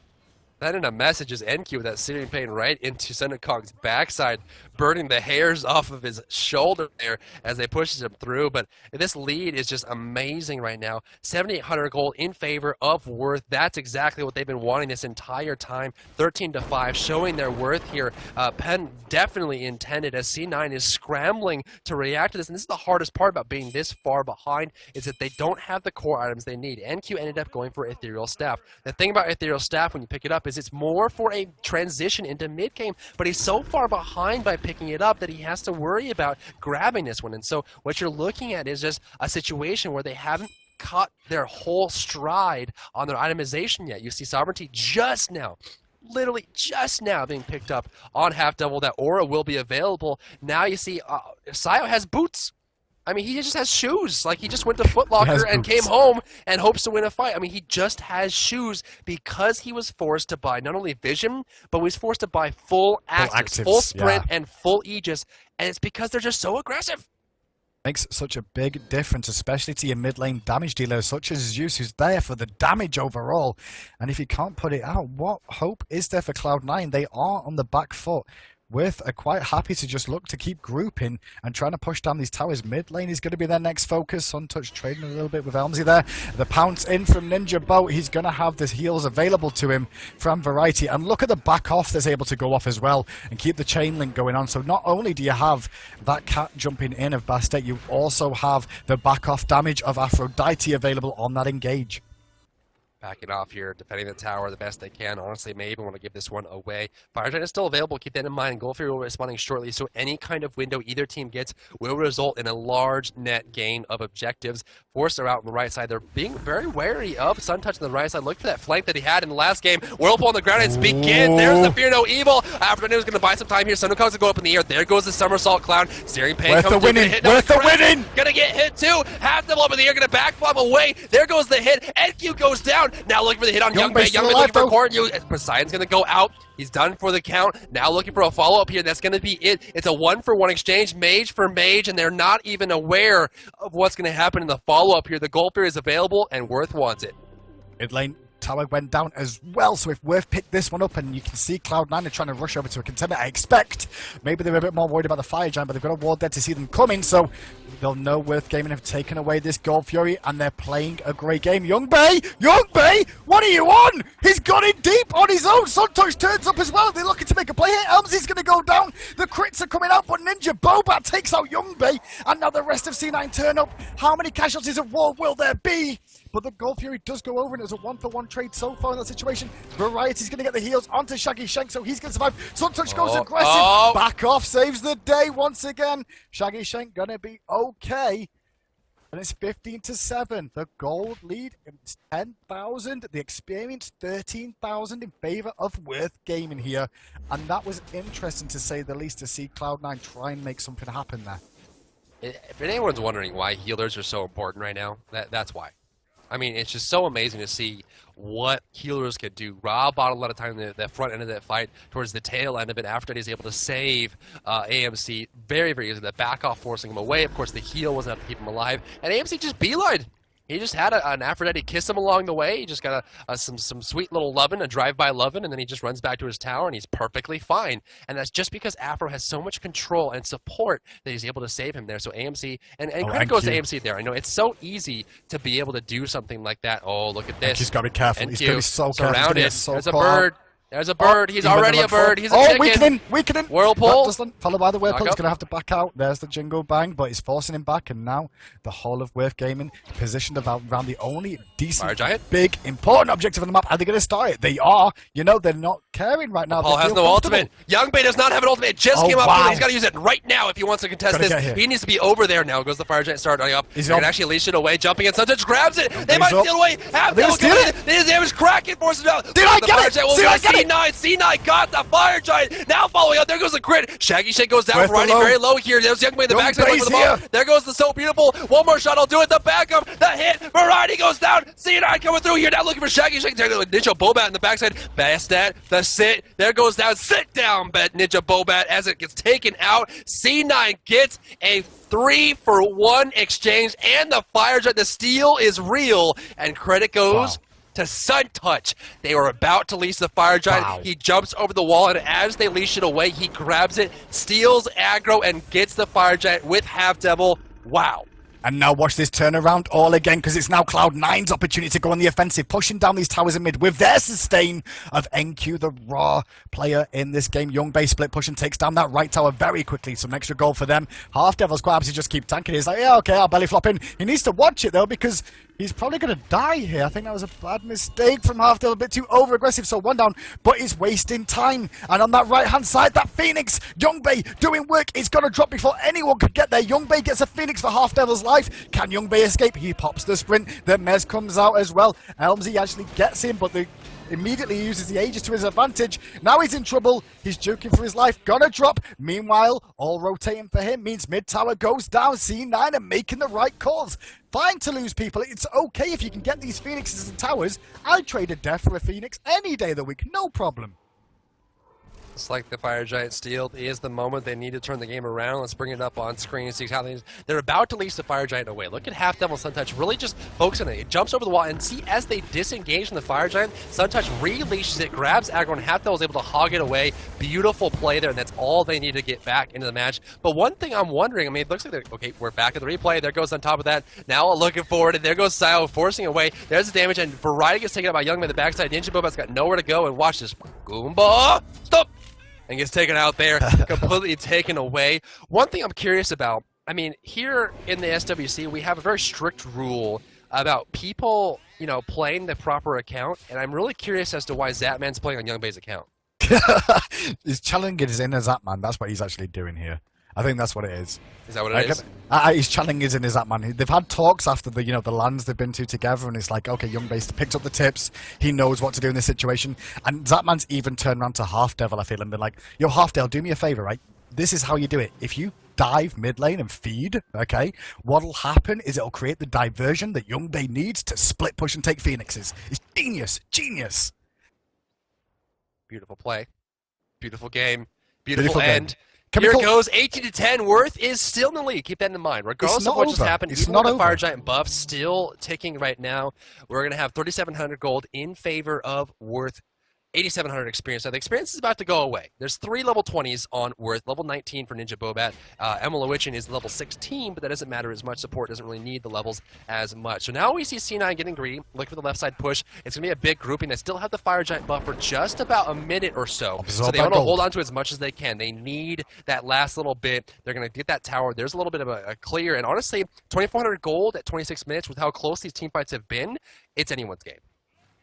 That is anyone's game right now. And one thing I want to shout out, these finals, the finals this week, can we rename the Fire Giant to the Throw Giant? Because this is where the issues have come from, is teams starting the Fire Giant and not doing well in those situations where they've been ahead. The team that has generally had the Fire Giant earlier, or the one that's had it stolen from them, have been the ones to lose. So Throw Giant should be renamed to, honestly. It's really causing some issues for teams, and they need to start working it. Maybe just avoiding it if you've got the lead. You don't have to do the Fire Giant in some situations if you're winning the game outright. I mean, that's pretty much it. I mean, the Fire Giant is really a smart consideration. We saw that last week, actually, just the idea that, you could Fire Giant, but the deal about the Fire Giant is that if you end up going for it, you're giving the vessel for the enemy team to come back into the match, and that's exactly what happened to Worth. C9 waited for the Fire Giant to start, and Worth, I mean, they did a good call. They leashed the Fire Giant. They got away, but at the same time, they did it a little bit slow, and Suntouch jumped over. I mean, that's all it was, is that split second when they were about to leash the Fire Giant, Suntouch jumped over and landed on it with a somersault, keeping it in play, and they were able to secure it. And I think Worth were not really expecting that as it came from over the wall. They thought it was leashed, they thought it was done, they walked away, and all of a sudden the Fire Giant was done and gone into C9, and that really what changed everything for them. 28 minutes in the game now, and we're starting to hit that point once again where the respawn timers will be a factor, as we can see Carino trying to go aggressive onto 2 members with that Trident and Whirlpool combination.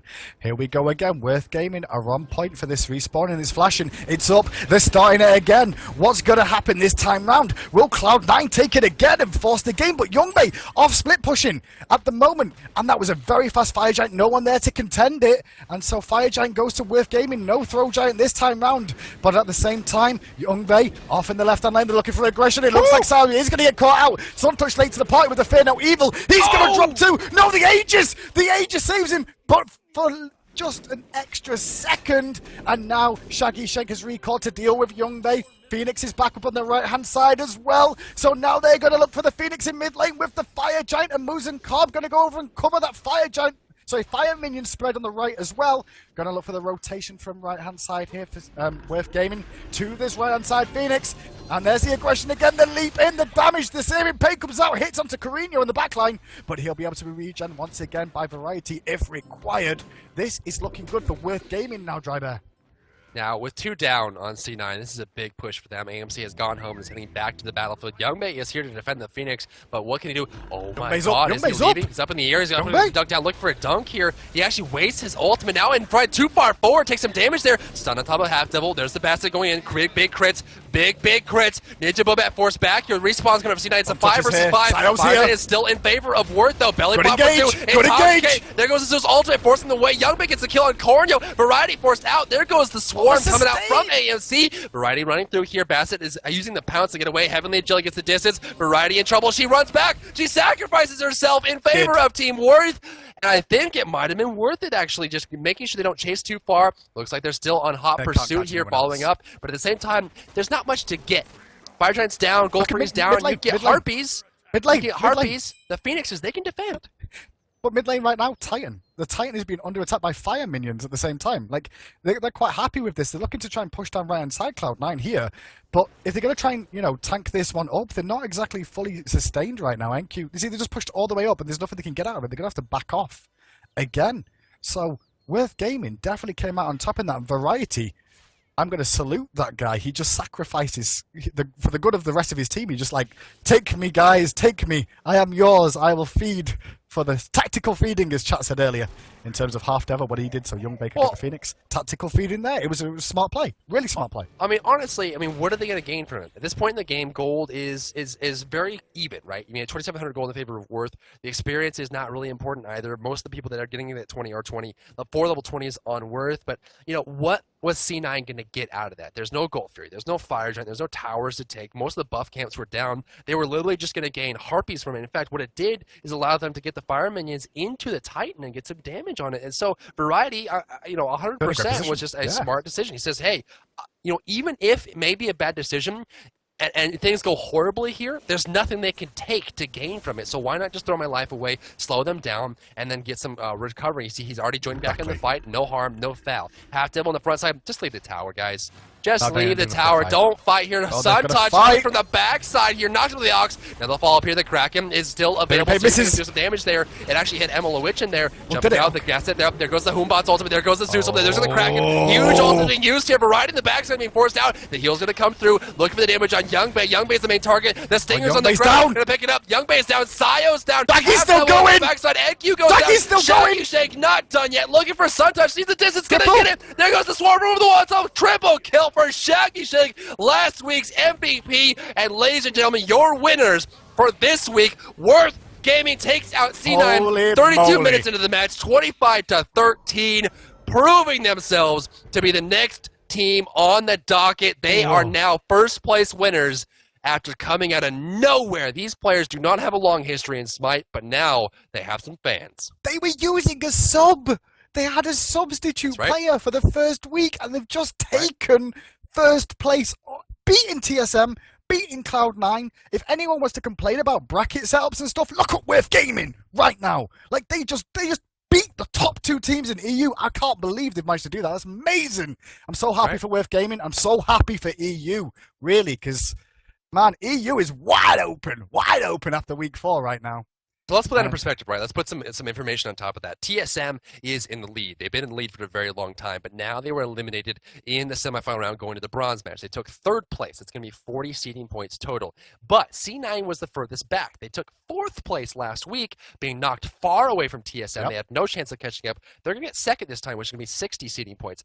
Now, at the same time, Worth, who was 4th seed going into this, took 1st place for 100 points. That's going to skyrocket them up into a great place for themselves. And not only that, they caught the attention of everyone around, and hopefully some sponsors are watching here because they definitely have earned it. Now, let's look at this as well. TSM played a fantastic match against Worth, but Worth really had this thing going into it. And it could be the cognitive gaming syndrome where they run something that works really well, and it takes a while for people to figure out how to take it apart. You know, Cog for a while ran Freya Raw over and over and over. It took about 5-6 weeks before people figured out how to stop it, and it was just kind of consistency there. So Worth is going to have to continue to innovate, continue to bring new things into the scene, and be able to prepare themselves for going forward. But they get some time now. Memorial Day weekend here in the States and across the world, they have some time, taking some time off themselves and really celebrate the fact that last week they contended against TSM, and it was hard. They did. They went a 2-1 against TSM. They studied, they practiced, they've always obviously been scrimming. They come into this weekend prepared. They shut down TSM in semifinals.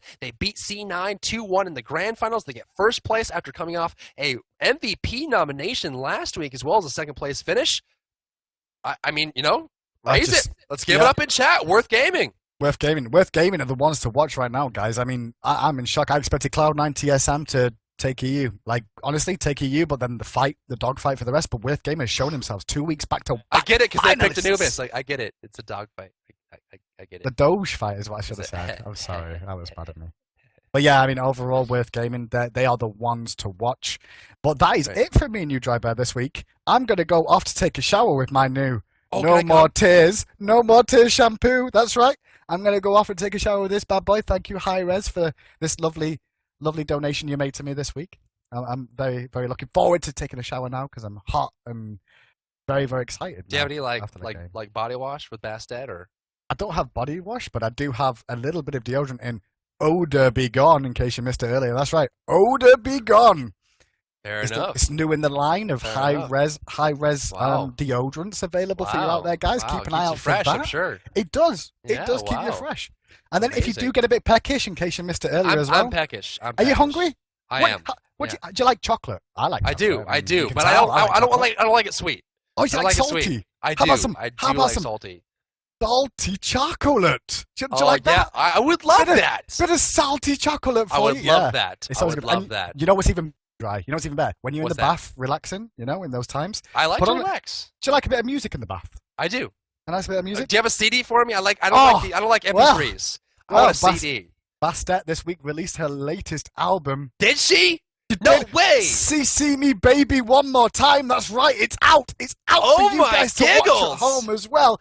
Oh my goodness. And this is all thanks to hi-rez. And we're looking forward to this next week. This is awesome. I'm off to go and enjoy my bath time with my new products. Thank you very much, hi-rez. And now the worst thing is that next week you're all going to expect something from me, and I'm going to be like, no, I've got nothing. I'm done. I'm sorry, guys. I blew it all in the first 2 weeks.